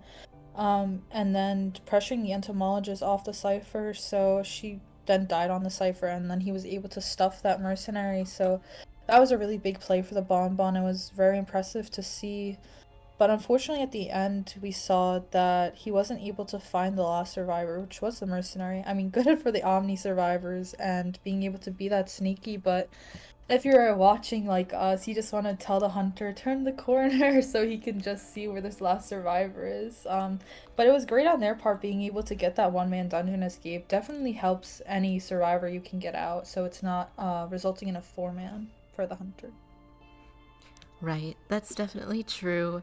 It at least gives a little bit of a leeway for your hunter going into the next round to not have that pressure of needing to get the 4-person kill. And you know, I was just thinking back to when I first started playing Identity 5, my friend who got me into the game told me this game is basically like hide and seek.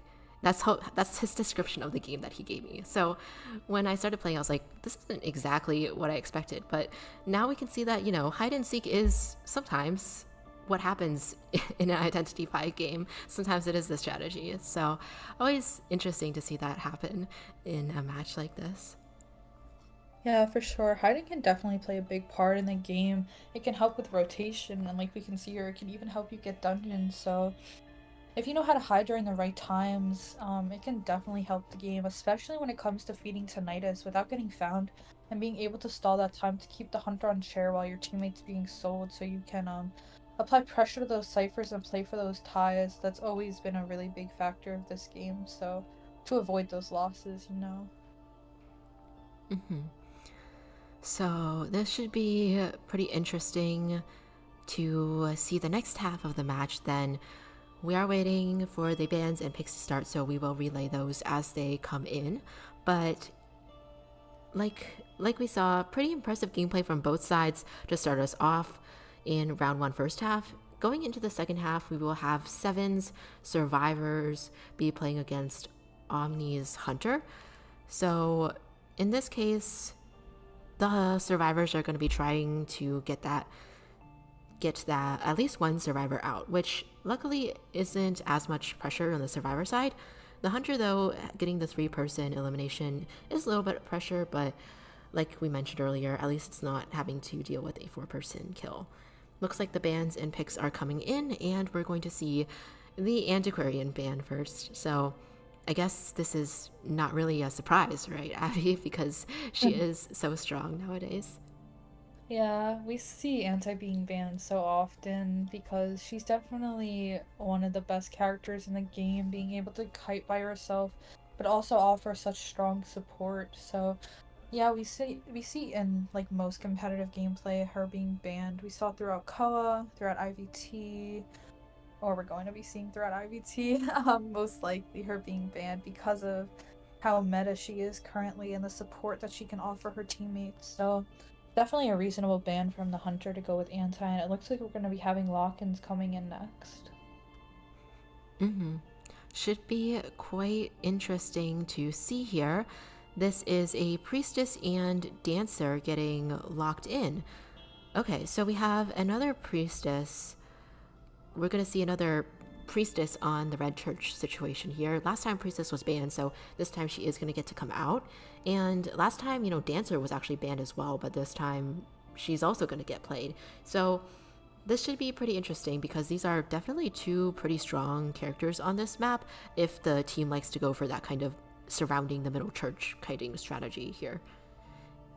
Yeah, definitely. Priestess and Dancer are both amazing supporters, especially in Red Church. You can just drop the boxes under the 2 church pallets, slow boxes, and have your kiters kite through those boxes to get to the windows of church to either transition towards shack or mid-broken or graveyard. It's extremely beneficial when using Dancer that way. You can also use Priestess the same way, setting up those portals on those pallets as well as the back of church. So that's what we call the God Portal a lot of the time throughout the back of church, getting you from back gate to bottom broken. And there's also other portals throughout all of church, like many other maps that are just so strong for kiting and supporting, buy so much time for the survivors, and can definitely be used against hunters, such as Bonbon that we saw from last match. So Pit Stoppers is one of the most well-known Bonbons that they have on Omni. So if he was looking to mirror the pick of Seven's Hunter and go with that Bonbon, that transitional kiting with the Priestess and using that support to get out of those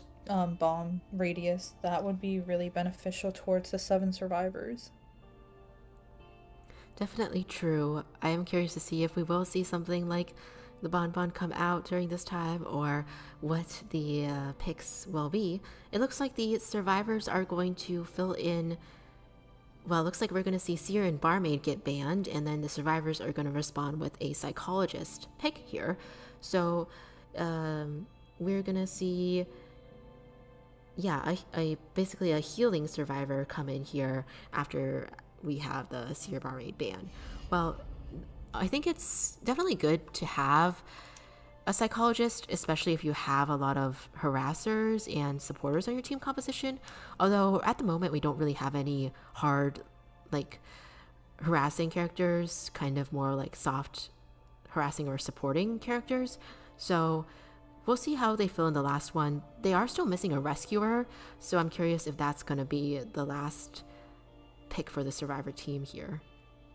Yeah, I think a psychologist lock-in in response to the CM Barmaid ban makes perfect sense because Seven is also very well aware that Pitstoppers is known for his Dream Witch too, so if he chooses to go Dream Witch on a map like Red Church, that'd be very dangerous for them, so it also kind of gives away with that Barmaid ban that he might be considering going something like Dream Witch.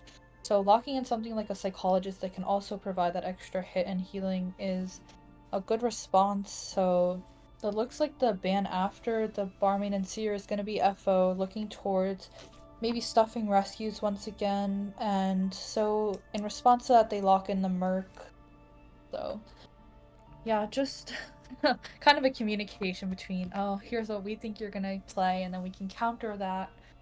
So that's the idea behind the psychologist and the Merc after banning the Seer, Barmaid, and FO. So in total, we have a priestess, dancer, psychologist, and mercenary team comp, and we're gonna see what Pitstoppers chooses in response to that.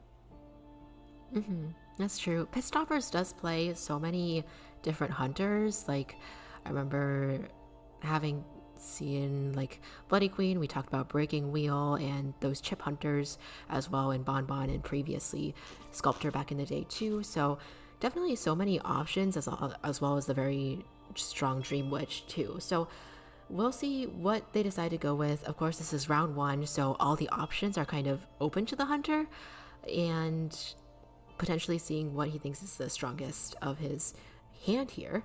And looks like it's actually going to be a detention trump card Dream Witch coming in from Pitstoppers here. So trying to get an advantage with Dream Witch right away in this round one match, round one second half here.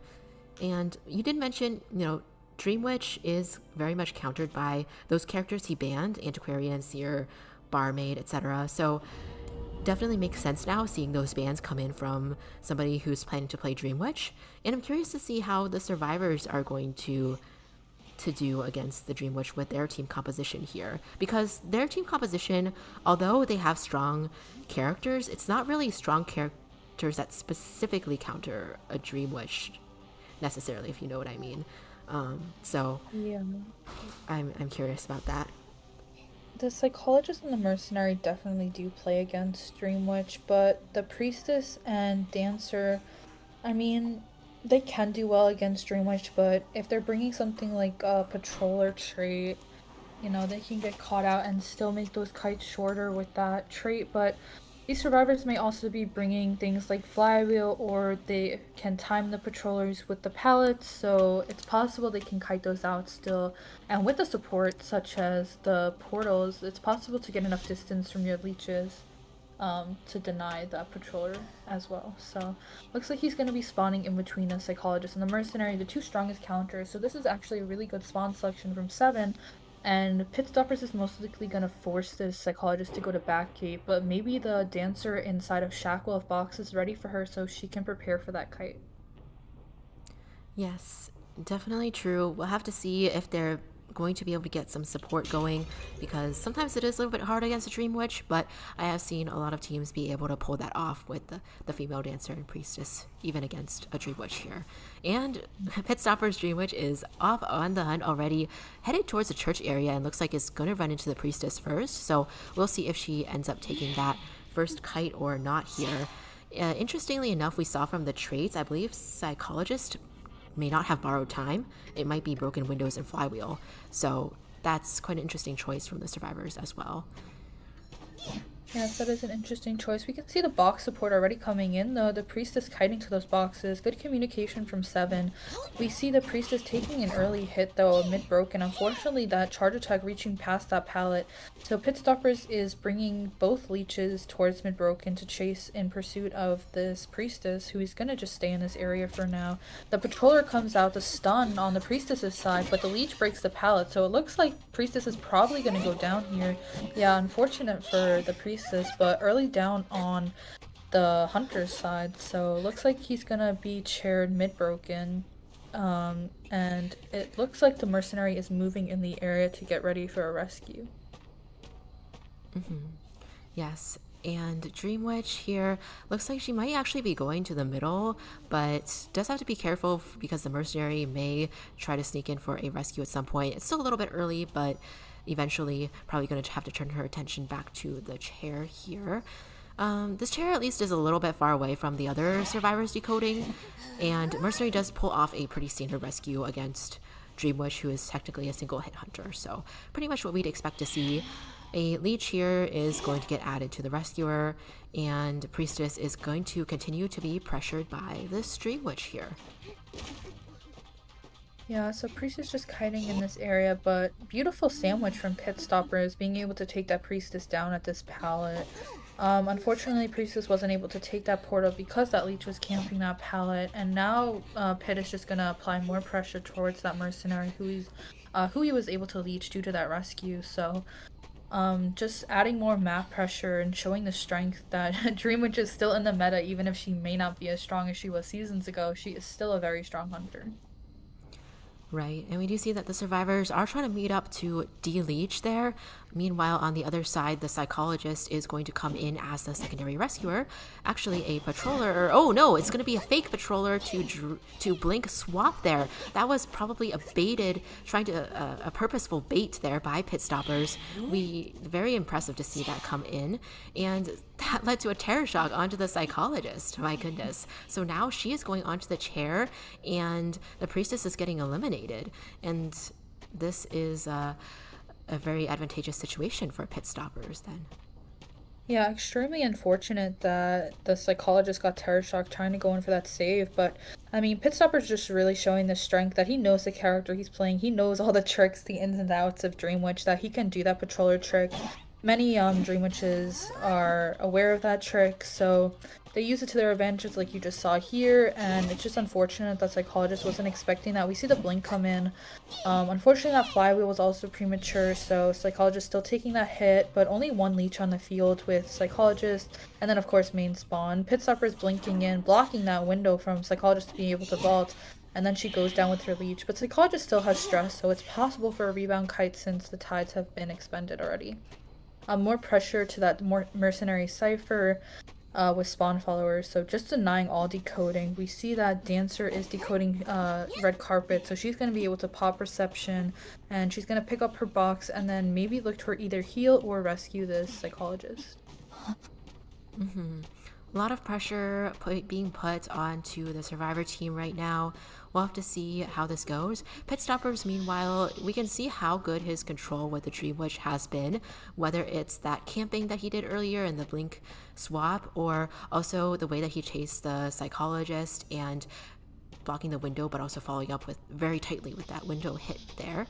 We now see that somebody is going to come in for the psychologist before she takes off on the chair, potentially. Oh no, they're actually doubling back. So female dancer is not going to rescue. We are going to see the psychologist be eliminated out of the manor. So Pit Stoppers is going to achieve at least a tie in this match, which is very good for OMNI's situation. We're going to see if he can get more survivors eliminated here, since, you know, he does need to try to do his best to eliminate another one. This is going to be Mercenary Chase here, who still does have a leech on him, hasn't been able to quite de-leech yet.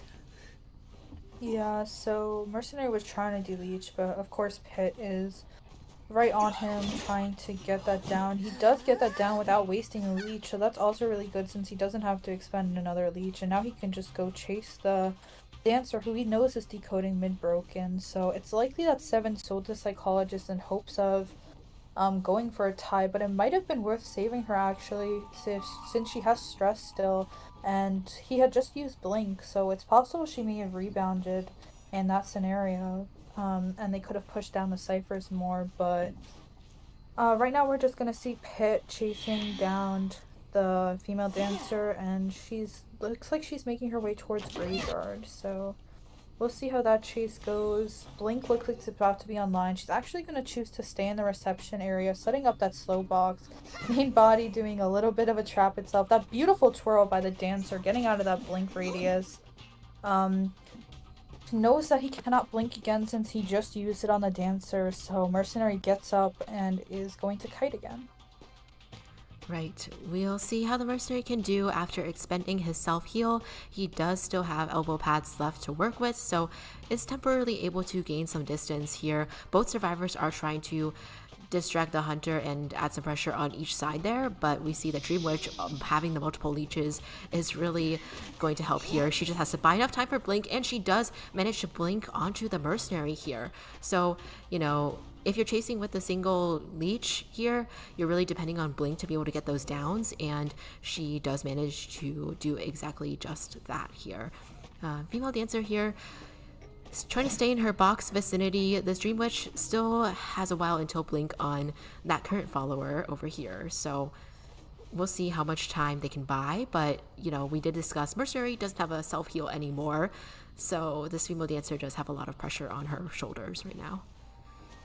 Yeah, it seems like a repeat of last game where it's just gonna be going for a one-man dungeon play. Unfortunately, though, for this game, there's no option for the female dancer to hide since she is leeched, which reveals the exact location she is. So dancer's gonna have to kite out this entire time instead of just hiding, which makes it much more difficult. And dungeon's also on the other side of the map this time, so we'll see what happens. Mercenary did use his self-heal. Dancer is making her way towards church, maybe trying to pick up that mercenary, but Pit Stoppers knows that she's making her way over there, trying to sandwich her, so she's making her way towards Shack now, and we're gonna see if she's gonna be able to make it to Mercenary, or if Pit Stoppers is gonna have the chance to cut her off from that.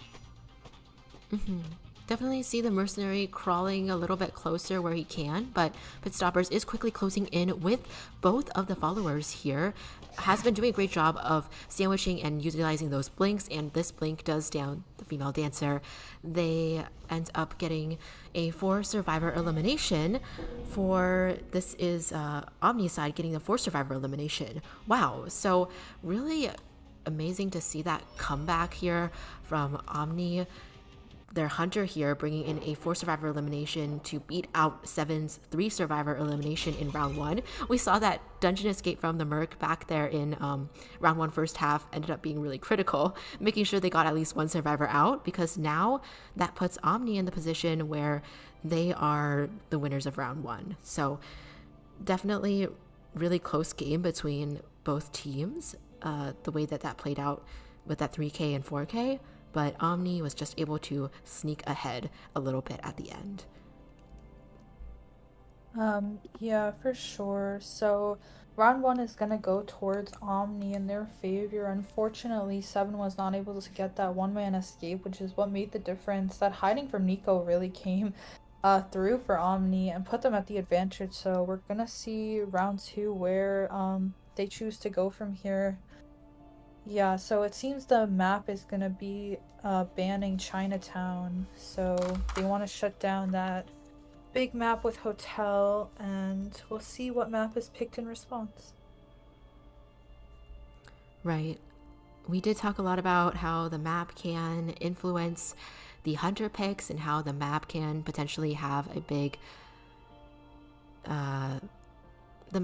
influence on which team ends up winning at the end as well. So definitely curious to see where we're going to be on the second round here, and interesting to see each of the team's strategies in the different maps as well, like the way that we saw Priestess being used on Red Church and Dancer, and how some teams kind of went with that strategy and some teams didn't. I'm curious to see, regardless where we are in round 2, what the individual team strategies are. It's always cool to see their own style and flavor of gameplay here.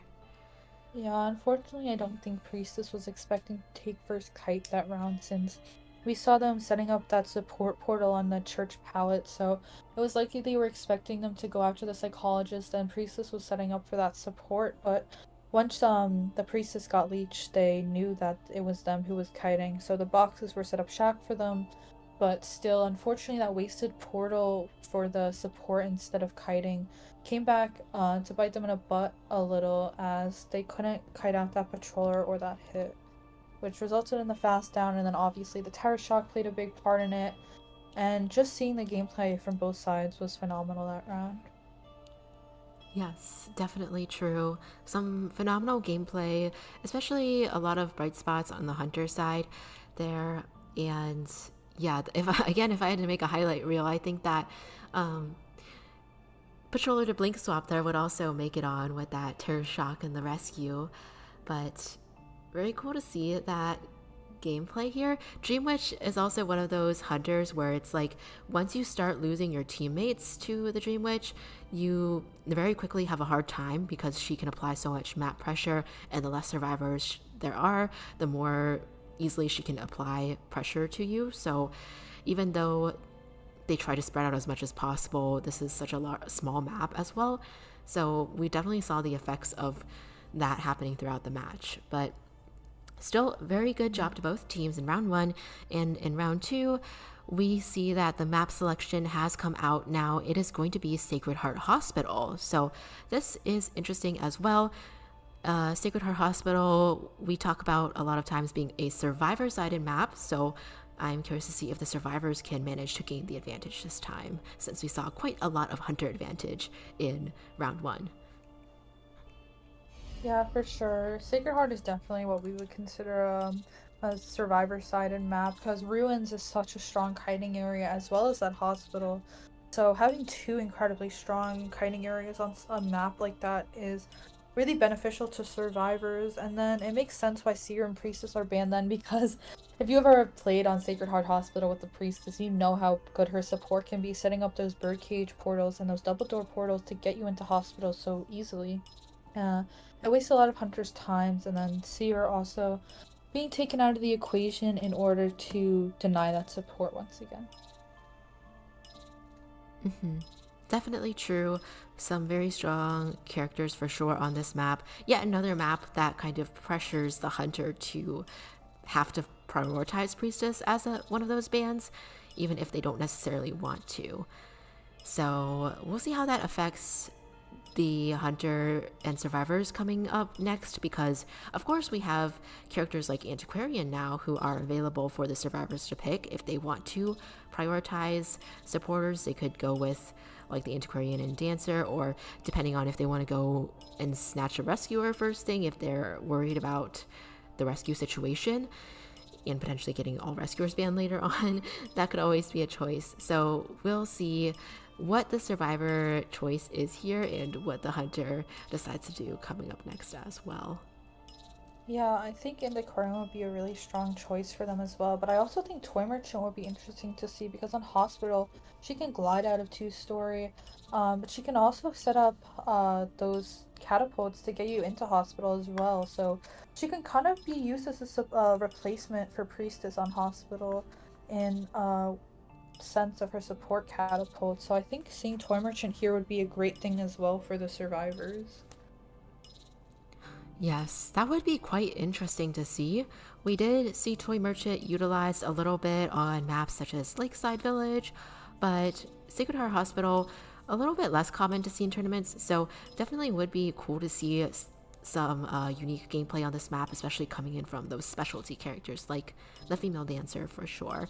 And in the sense that Priestess is banned, it might not be a bad idea to get some other supporters on the board as well with Seer and Priestess banned, whether you want to go for somebody else who can tank hits and heal like a barmaid and psychologist, or you want to go with Toy Merchant, who plays a little bit of a similar role as Priestess in that she can help survivors transition to a better spot with her catapults, but of course she can also utilize her own glider and catapults to get away from the hunter as well. So lots of options there if they do want to go with some kind of like almost replacement characters for this year and the Priestess here.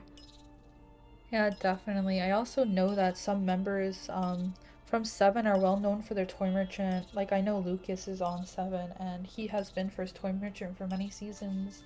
So it would be really cool to see him fulfill that role. But also I'm sure there's a very strong toy merchant player on Omni and it'd just be great to see how they fill in the rest of these spaces. Yeah, definitely.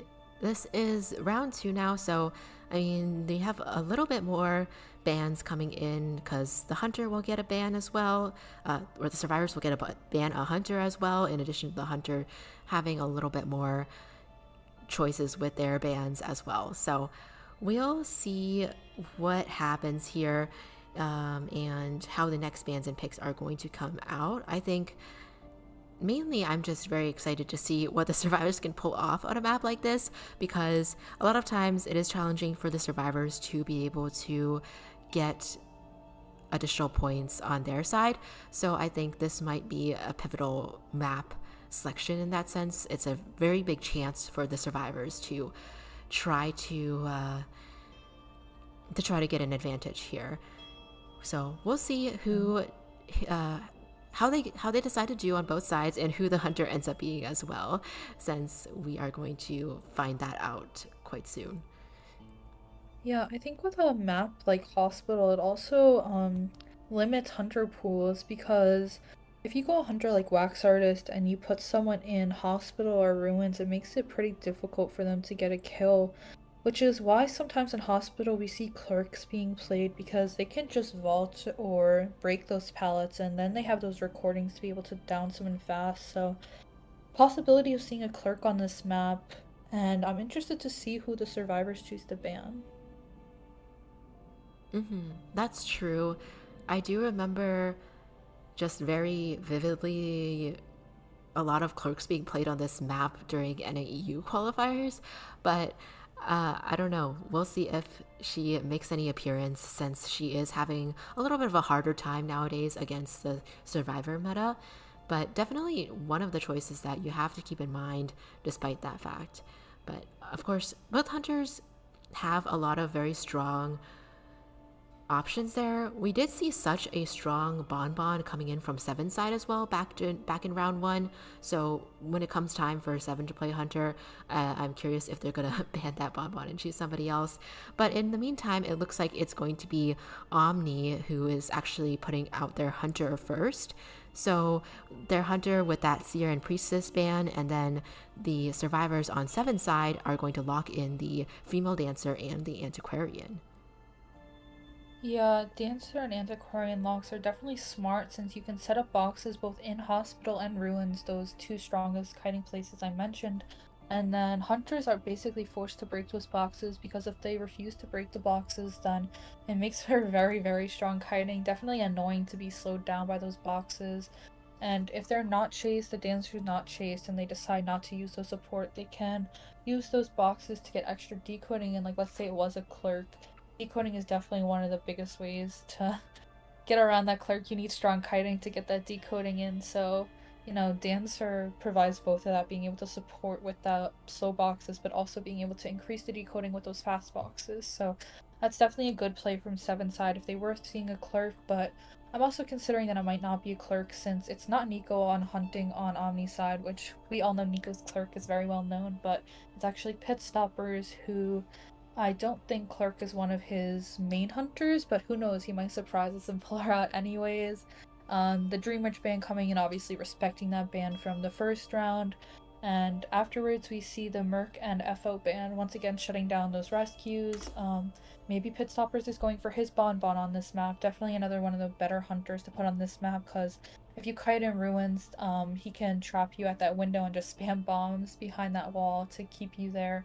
Otherwise, you're forced to transition and then you're taking a hit. But if survivors are kiting in hospital, the two-story might mess up Bonbon's rhythm with those chains. So, yeah, just waiting to see more of the bands coming in and who's going to be played. Right. I would be very excited to see a Bonbon on this map, just because there have been so many iconic Bonbon moments on Sacred Heart Hospital before. Like you mentioned, there's so many places for him to kind of catch you in those narrow spaces with those bombs. And we know there's different variations of the trait that Bonbon can bring. Like, oh, we've seen Peeper Bonbon or Blink Bonbon and Excitement Bonbon, and all sorts of types of Bonbon being played with all sorts of persona traits as well, whether it's like insolence and detention, or trump card detention, or no detention Bonbon. So there's all sorts of possibilities open. Particularly brings me back to Call of the Abyss 4 when PV Xia played Bonbon with Peepers in Hospital and got a 4 kill. I will never forget that. But Yes, lots of moments with Bonbon. Of course, we do have a lot of other hunters that Pit Stoppers plays as well, so we'll see what it ends up being. But meanwhile, we see that the psychologist is going to be locked in from the survivor pick, so they are going to still hold off a little bit on the rescuers for now and instead pick up that psychologist, which is an interesting choice here. Do you have any thoughts about what's going on, Abby? Um, Psychologist is probably just to counter single hit hunters. Maybe they're expecting something like a geisha or wax artist, BQ, maybe even if they want to tie the round. Um, yeah, just psychologist adds that extra hit and healing abilities, so I also know Seven is well known for the psychologist players as well, multiple S badge psychologists on that team, so maybe more of a specialty pick as well. And then we see a wildling ban coming in, so this hunter definitely does not want easy rescues to be happening, trying to ban as many rescues as possible, it seems here. So we'll see what rescuer or if they're gonna bring a rescue at all for Seven. Right. That does put them in a little bit of a tricky situation, I think, because with Merc, First Officer, Wildling Band, are they going to consider the Gravekeeper, even though Bonbon can potentially bomb the Gravekeeper out and still deal with him more easily? That's kind of a risk if they decide to go with him. But it looks like they're actually going to choose Toy Merchant as the last pick.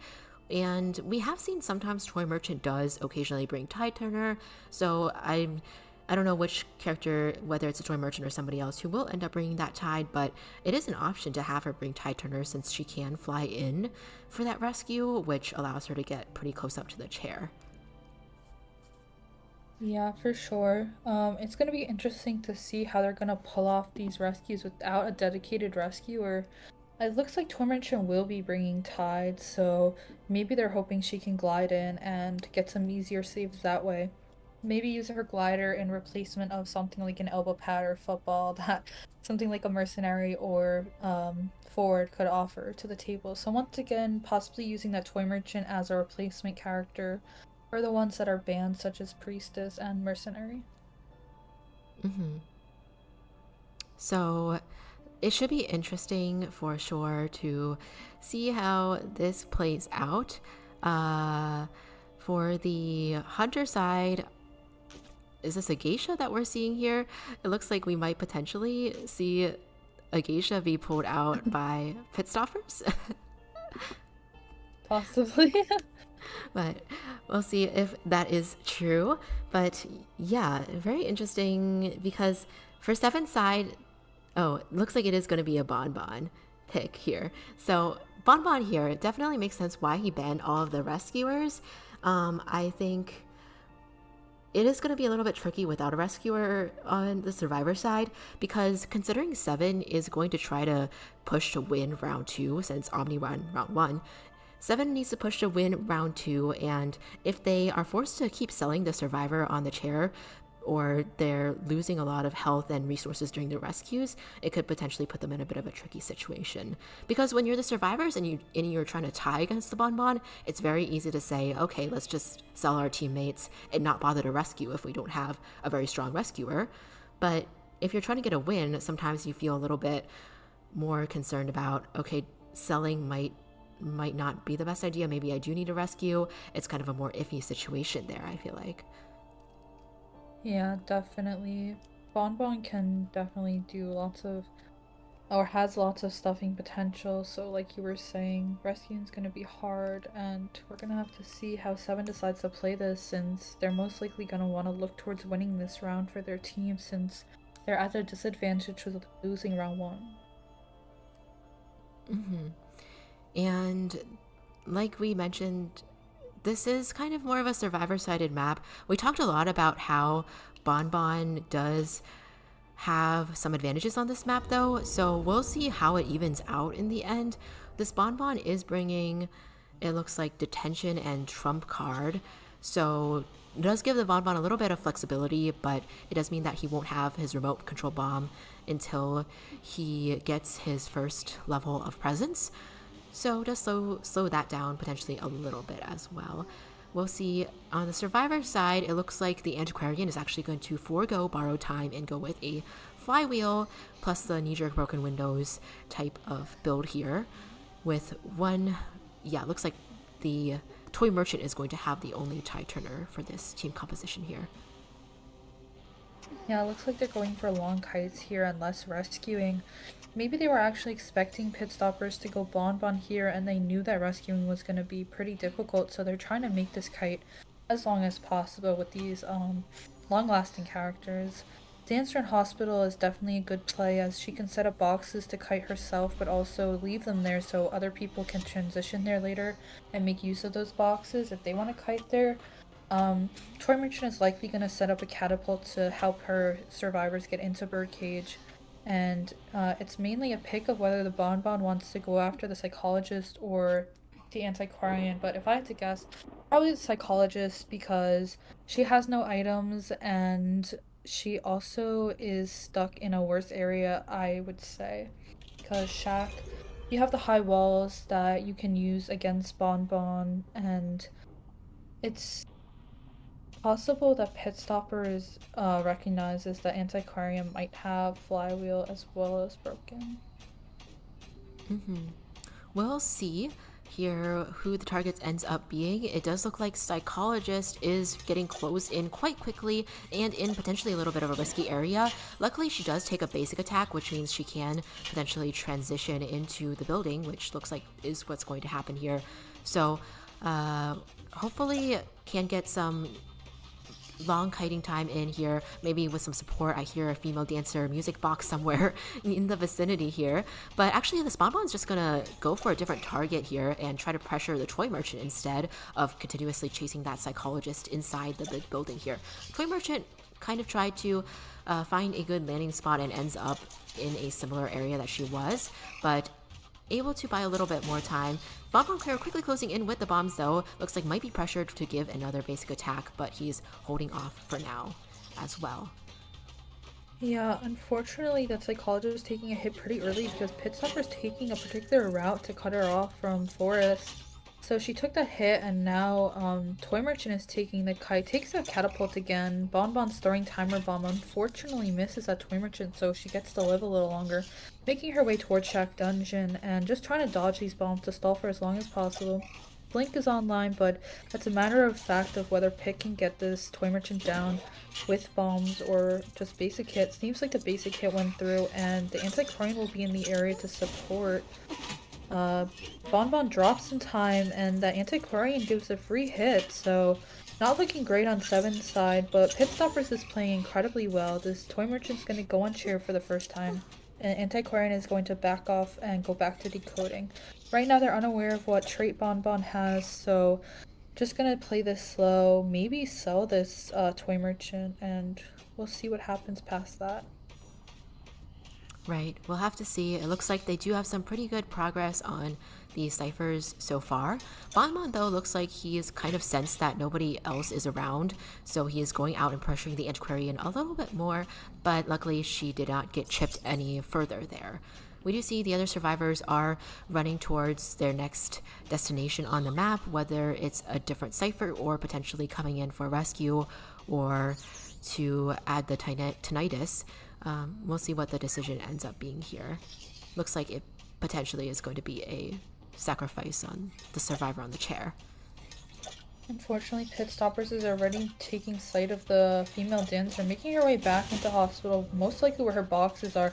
The blink comes through, gets the time bomb on that dancer, and the slow boxes are there. Unfortunately, dashes into 2 barrels, and the dancer goes down, but Bonbon is slowed down with the boxes still being in play, and possibly Basement is here, so let's see if he wants to chair base. Yeah, taking her Basement, denying that rescue once again, so it's gonna be extremely difficult for the Psychologist without Tide to rescue, but it does seem like they have 2 ciphers, about 60%, so possible for them to pop those ciphers, but it doesn't look like they're going to go for a save. Maybe trying to play for a possible 1-man again. Yes, that's certainly what it's looking like right now, and this Bonbon is just really going out to pressure the ciphers, going to pressure the Psychologist. a little bit more there. Luckily, she does avoid any damage this time. And the survivors never really got to activate their first tide turner either, since the Toy Merchant was the one who had that tide turner. So maybe for pit stoppers, that was part of a strategic play as well, knowing that Toy Merchant would most likely be the rescuer among this team composition here. But for now, it looks like nobody is in the vicinity to rescue the female dancer. This is going to be another sell on the survivor team's part. And Bonbon once again going out to pressure this antiquarian who is already at half health. She does have quite a bit of her item left and was able to use Flywheel to dodge up quite a bit of the bombs there, avoiding the remote control bomb as well. So, but ends up going down to the basic attack and they pop the Cypher, but this antiquarian does not have borrowed time, so she is going to go on to that chair here. Yeah, it's actually extremely unfortunate that Antiquarian ended up being the last chase, because if it was Psychologist who got down there, they would have been able to pop with 2 people left up, but since this Antiquarian decided not to bring borrowed, it left them on the ground after that Cypher pop, and now Pit Stoppers can just chair and hopefully find the Psychologist to get his 4-man elimination, so we'll see if he's able to land eyes on that Psychologist, or if Psychologist is going to be able to hide once again to go after that dungeon. Right. There is still quite a bit of time left on this detention, and Hospital is one of those maps where a lot of times the survivors will hang around in the true story if they don't really know what to do at the end game, if they don't know where if it's too early to go to the dungeon, or if they're waiting for the gate to open and things like that. So this Bonbon is looking around in the 2 story and actually pretty near the Psychologist, but not quite seen the Psychologist yet, so she definitely has a chance here. We'll see how this additional game of hide and seek goes, because we saw in round 1 how critical it was to get at least one survivor out.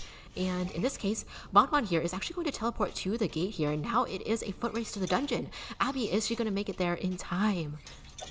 I think she makes it on time, just because the teleport, unfortunately, I think if he walked or teleported to the other gate, he would have had a chance of catching up. But good job on Seven's end for being able to pull a 1-man out of that situation. Bonbon definitely had a strong early game with that early hit, as well as that chase on the Toy Merchant, eliminating their only tide turner possibility, and then going after the dancer. He's still a trade online, so he was able to get that blink hit as well as the timer bomb from the presence he was fed from the first kite. So not much dancer could have done there besides maybe done her twirls in Hospital, but yeah, dying in Hospital with the basement just made it really hard to come back from, and also once again the presence fed from the first kite. So good job on Pit Stoppers for making use of that, and also good job for Seven from coming back from such a difficult spot like that and being able to get the 1-man. Right. We see in so many situations like that, it ends up being a 4 kill. So getting that 1-man out is definitely making the best of that they could of that situation. So really good job for Seven for managing to get that dungeon there. And of course, really good job from OMNI side and Pit Stoppers for getting a 3K. That does alleviate a little bit of pressure for the survivors going into round 2, at least, because we talked about this is a survivor sided map, and if they know that they can get a 1 escape and a tie and still be okay, then that does make it a little bit easier on the survivor side as well. Based on this score, if OMNI survivors are going to go up in the next round, next half here, and if OMNI survivors get at least 1 escape, well, if they get 1 escape, we'll push to round 3, and if they get more than 1 escape, then it's going to be OMNI's win. So they're going to try to get at least 1 escape, but push for a tie or a draw if they can, a draw and above from their survivors. Meanwhile, Seven, Seven's Hunter, they are in a little bit of a slightly more pressured situation where they have to get at least a 3K to push it to a round 3 or a 4K to win the round. But we did see that Seven's Hunter did a really amazing job in round 1 with their Bonbon as well. So they definitely still have a chance here.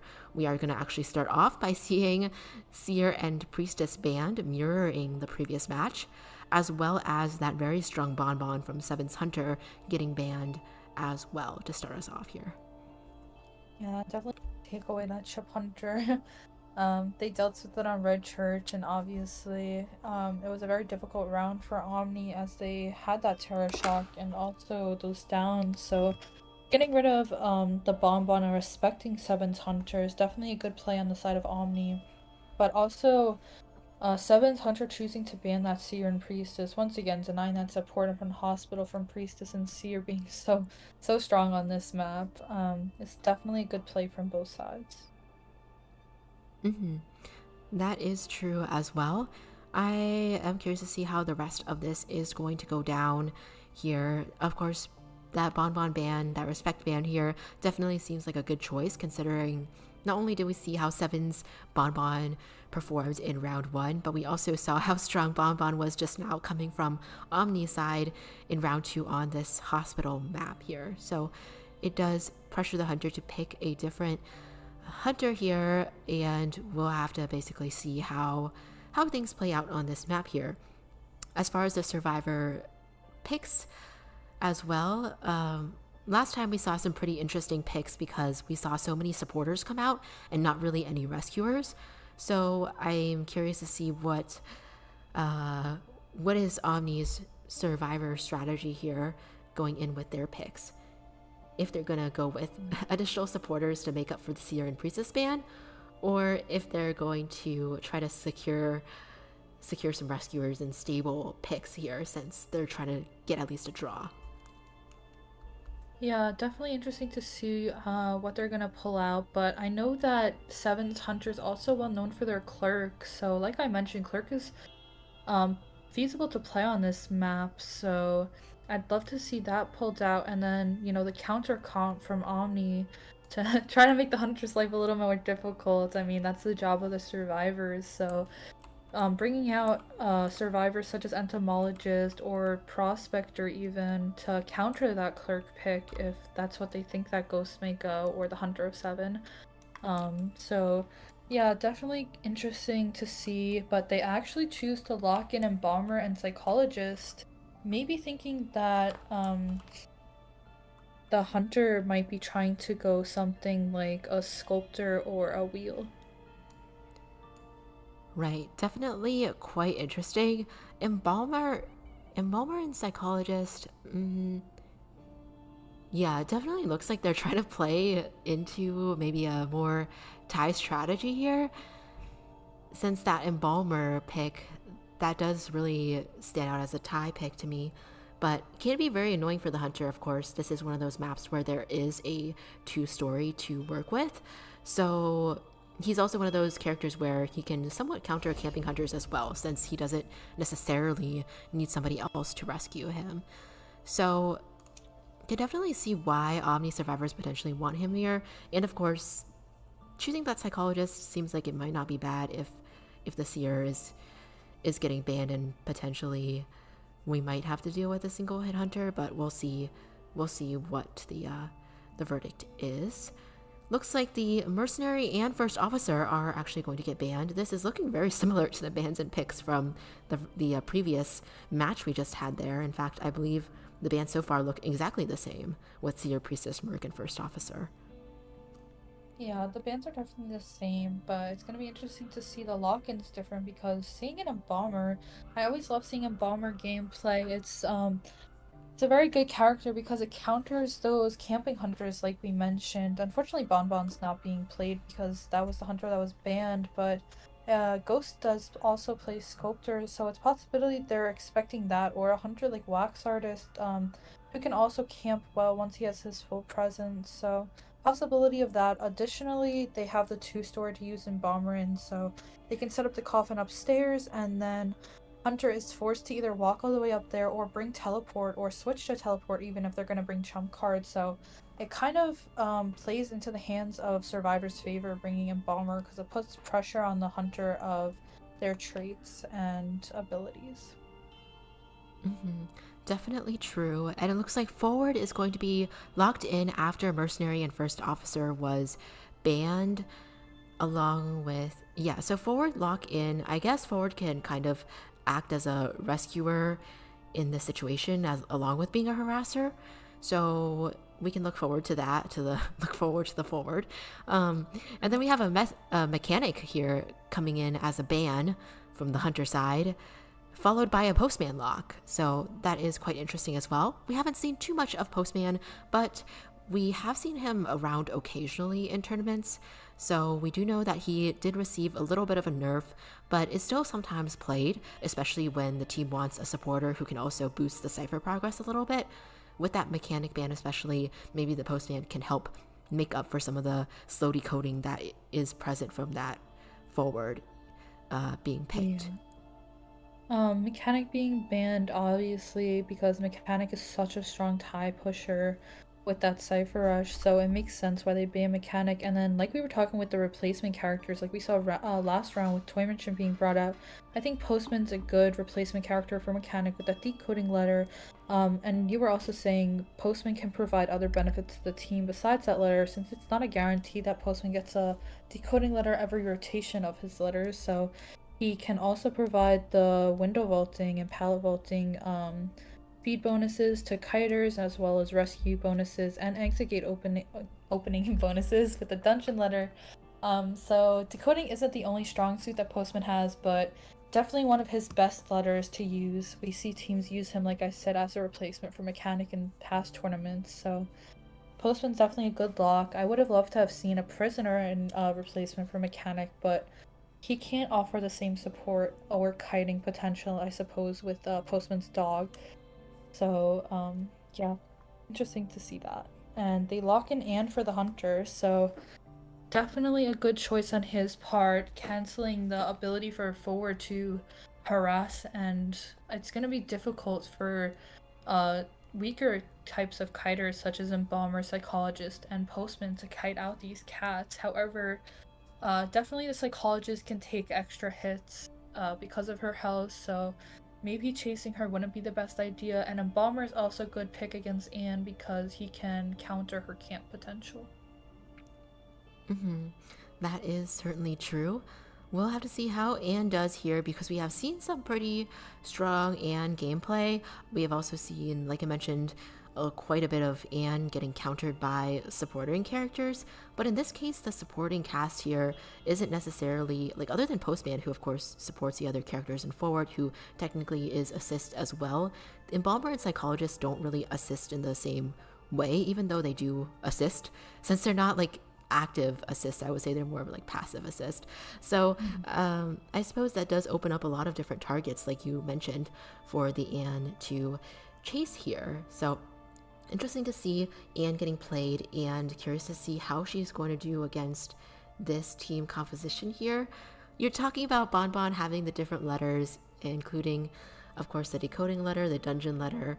I mean, we just saw earlier today how so many teams have utilized dungeon to try to get at least one escape. So I think even that letter could potentially have a big effect on the team here. But of course, we'll see how well they manage to pull this off between the different characters here.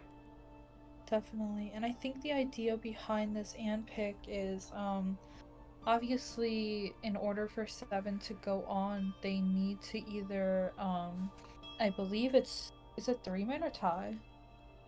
I believe they need a 3-man to go to round 3. So yeah, at least a 3-man in the or 3-man kill in this case. Yeah, so bringing Anne out here is actually going to be quite interesting because Anne is known as a tie hunter, especially on Hospital with that 2-story, the hospital being used. It could be good for survivors because they can kite cats up the stairs or avoid those cats, but I mean, we'll see how 7 Hunters plays, especially on it's their map pick, so maybe they have something up their sleeve that we're not expecting with this Anne pick.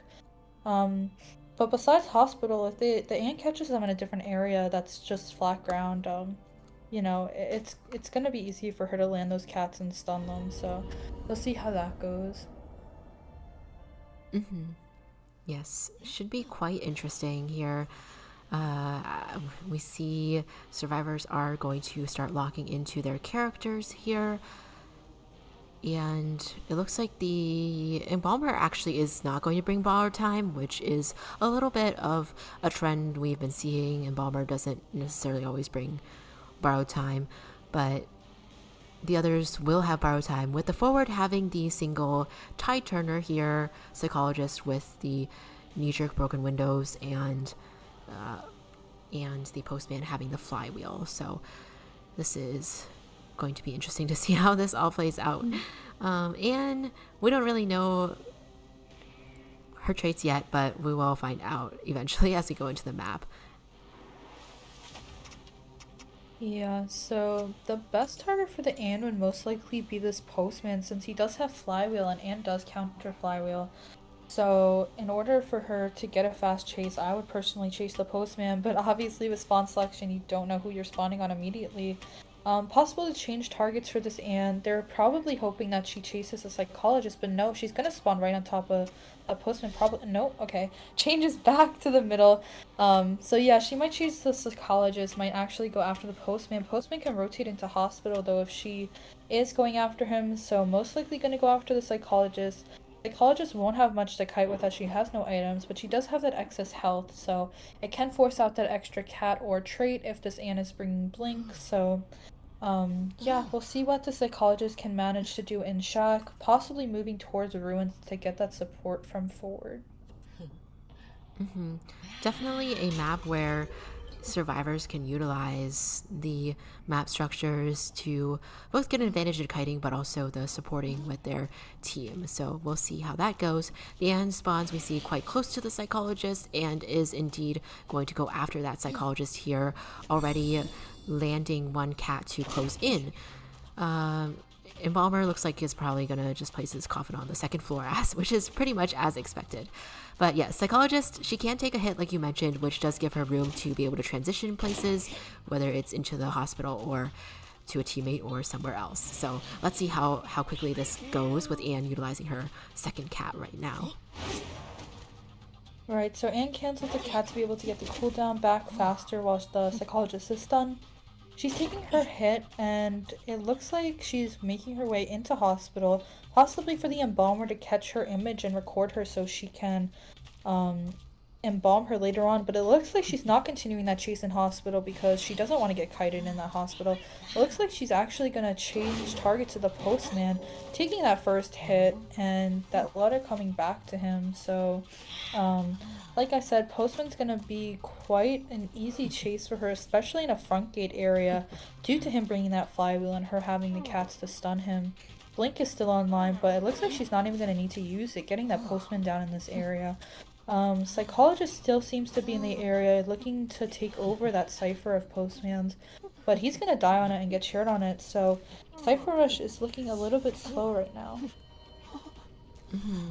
Definitely true. We saw with the change of targets and kind of kiting around here and the rotation, there was a little bit of slow decoding to start for the survivors. We will see how this camp goes for the survivor team here. We see Forward is closing in. We know he does have a tie turner here.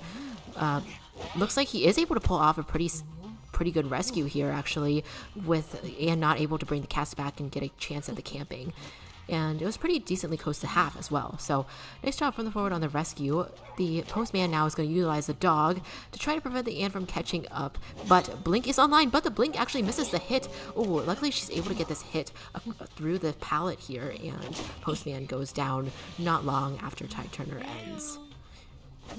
Yeah, and just catting to scare off the Forward from harassing any. Looking to cheer on yet another cipher. Unfortunate that this postman keeps dying on the psychologist cipher. Looks like she's going to be pushed off of this once again. Forward's going for a long stun on chair and hits that stun. So he'll be able to get that rescue without being injured. Psychologist is coming in, just looking at this Anne, but the Anne is still hyper-focused on getting this postman down. Psychologist trying to block the area, but unfortunately unable to do so. Cat lands on postman, and he's going to go down here. Last chair for this postman, so this is going to be a 1 elimination for the Anne. 1 elimination for the Anne, and with the current cipher progress being a little bit, psychologist continuously pressured, we'll see if Anne can keep trying to get an advantage there before they pop too many more of those ciphers. Looks like psychologist is actually going to end up being the next target for the hunter, and we know she already utilized her stress ability earlier, so she is kind of a vulnerable target at the moment that the hunter can chase is kind of running towards the forward though. So we'll see if this is on purpose or if this is going to further disrupt the ciphers even more in this kind of situation here. And looks like the Anne is actually going to switch targets to the forward, who is currently at half health and does have a little bit of football left here to avoid the cats. Yeah, and switching targets, going after this forward, utilizing both jumps just to create the distance and catch up with the distance that forward just used his football on. So forward's left kiting at Shack Dungeon, trying to get away from the last cipher, which is apparently going to be bad corner.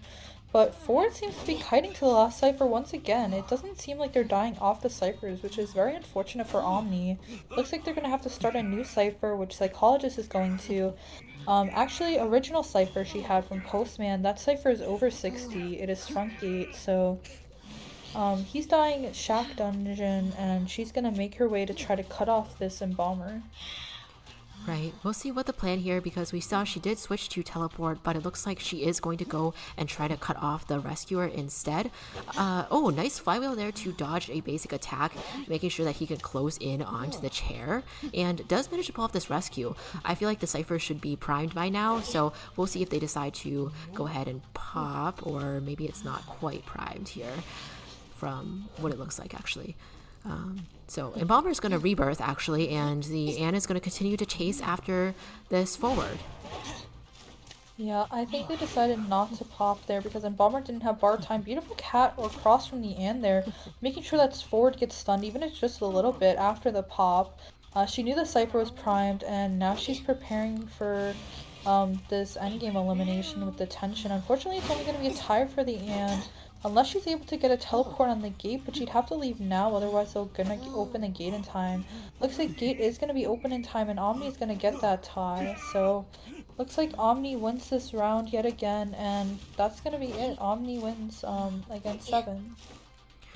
Right, another pretty close match coming in here with a draw situation, but ultimately because Seven's Hunter needed a 3k and they were unable to get one more survivor eliminated, like you mentioned, it looks like it is going to be Omni's win in the end. So very exciting gameplay coming in from both sides here, and good game to both teams here, but ultimately congratulations to Omni, and we are excited to see them continue to play in the semifinals next weekend. Yeah, definitely going to be an interesting lineup. It's probably going to be Beefrio against Omni. So the two Koa qualifiers against one another is definitely going to be interesting to watch next weekend. So we hope that you guys will come back and tune in for that. As well as on Saturday, the 27th, we will be having Fusion versus Python. So that'll be another interesting lineup.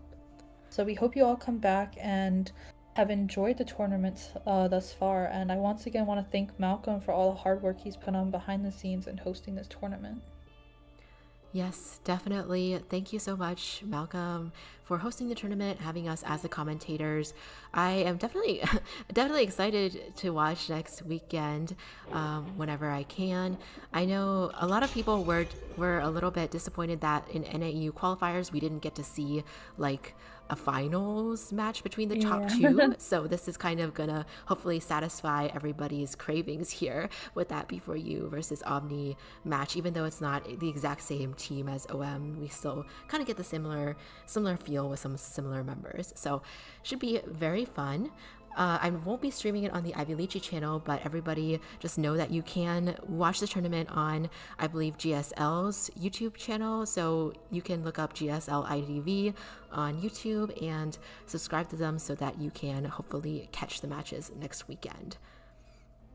Yeah, just wanted to give another shout out to the teams who were participating. I think everyone played extremely well, and it's great to be able to see the server improving and having all of these teams be able to highlight what they've been working so hard on, even if it's not in an official tournament. I mean, obviously we all love to get to support our favorite teams, and I think everyone really put a showcase on their best work today. So really happy for all of them, and I hope everyone has a great night. Yes, have a good night, evening, afternoon, morning, wherever you are, everybody. And thank you so much for tuning into this stream. And I will hope to see you all again sometime in the future. All right. Mm. Thank you so much, and bye, everyone. Bye.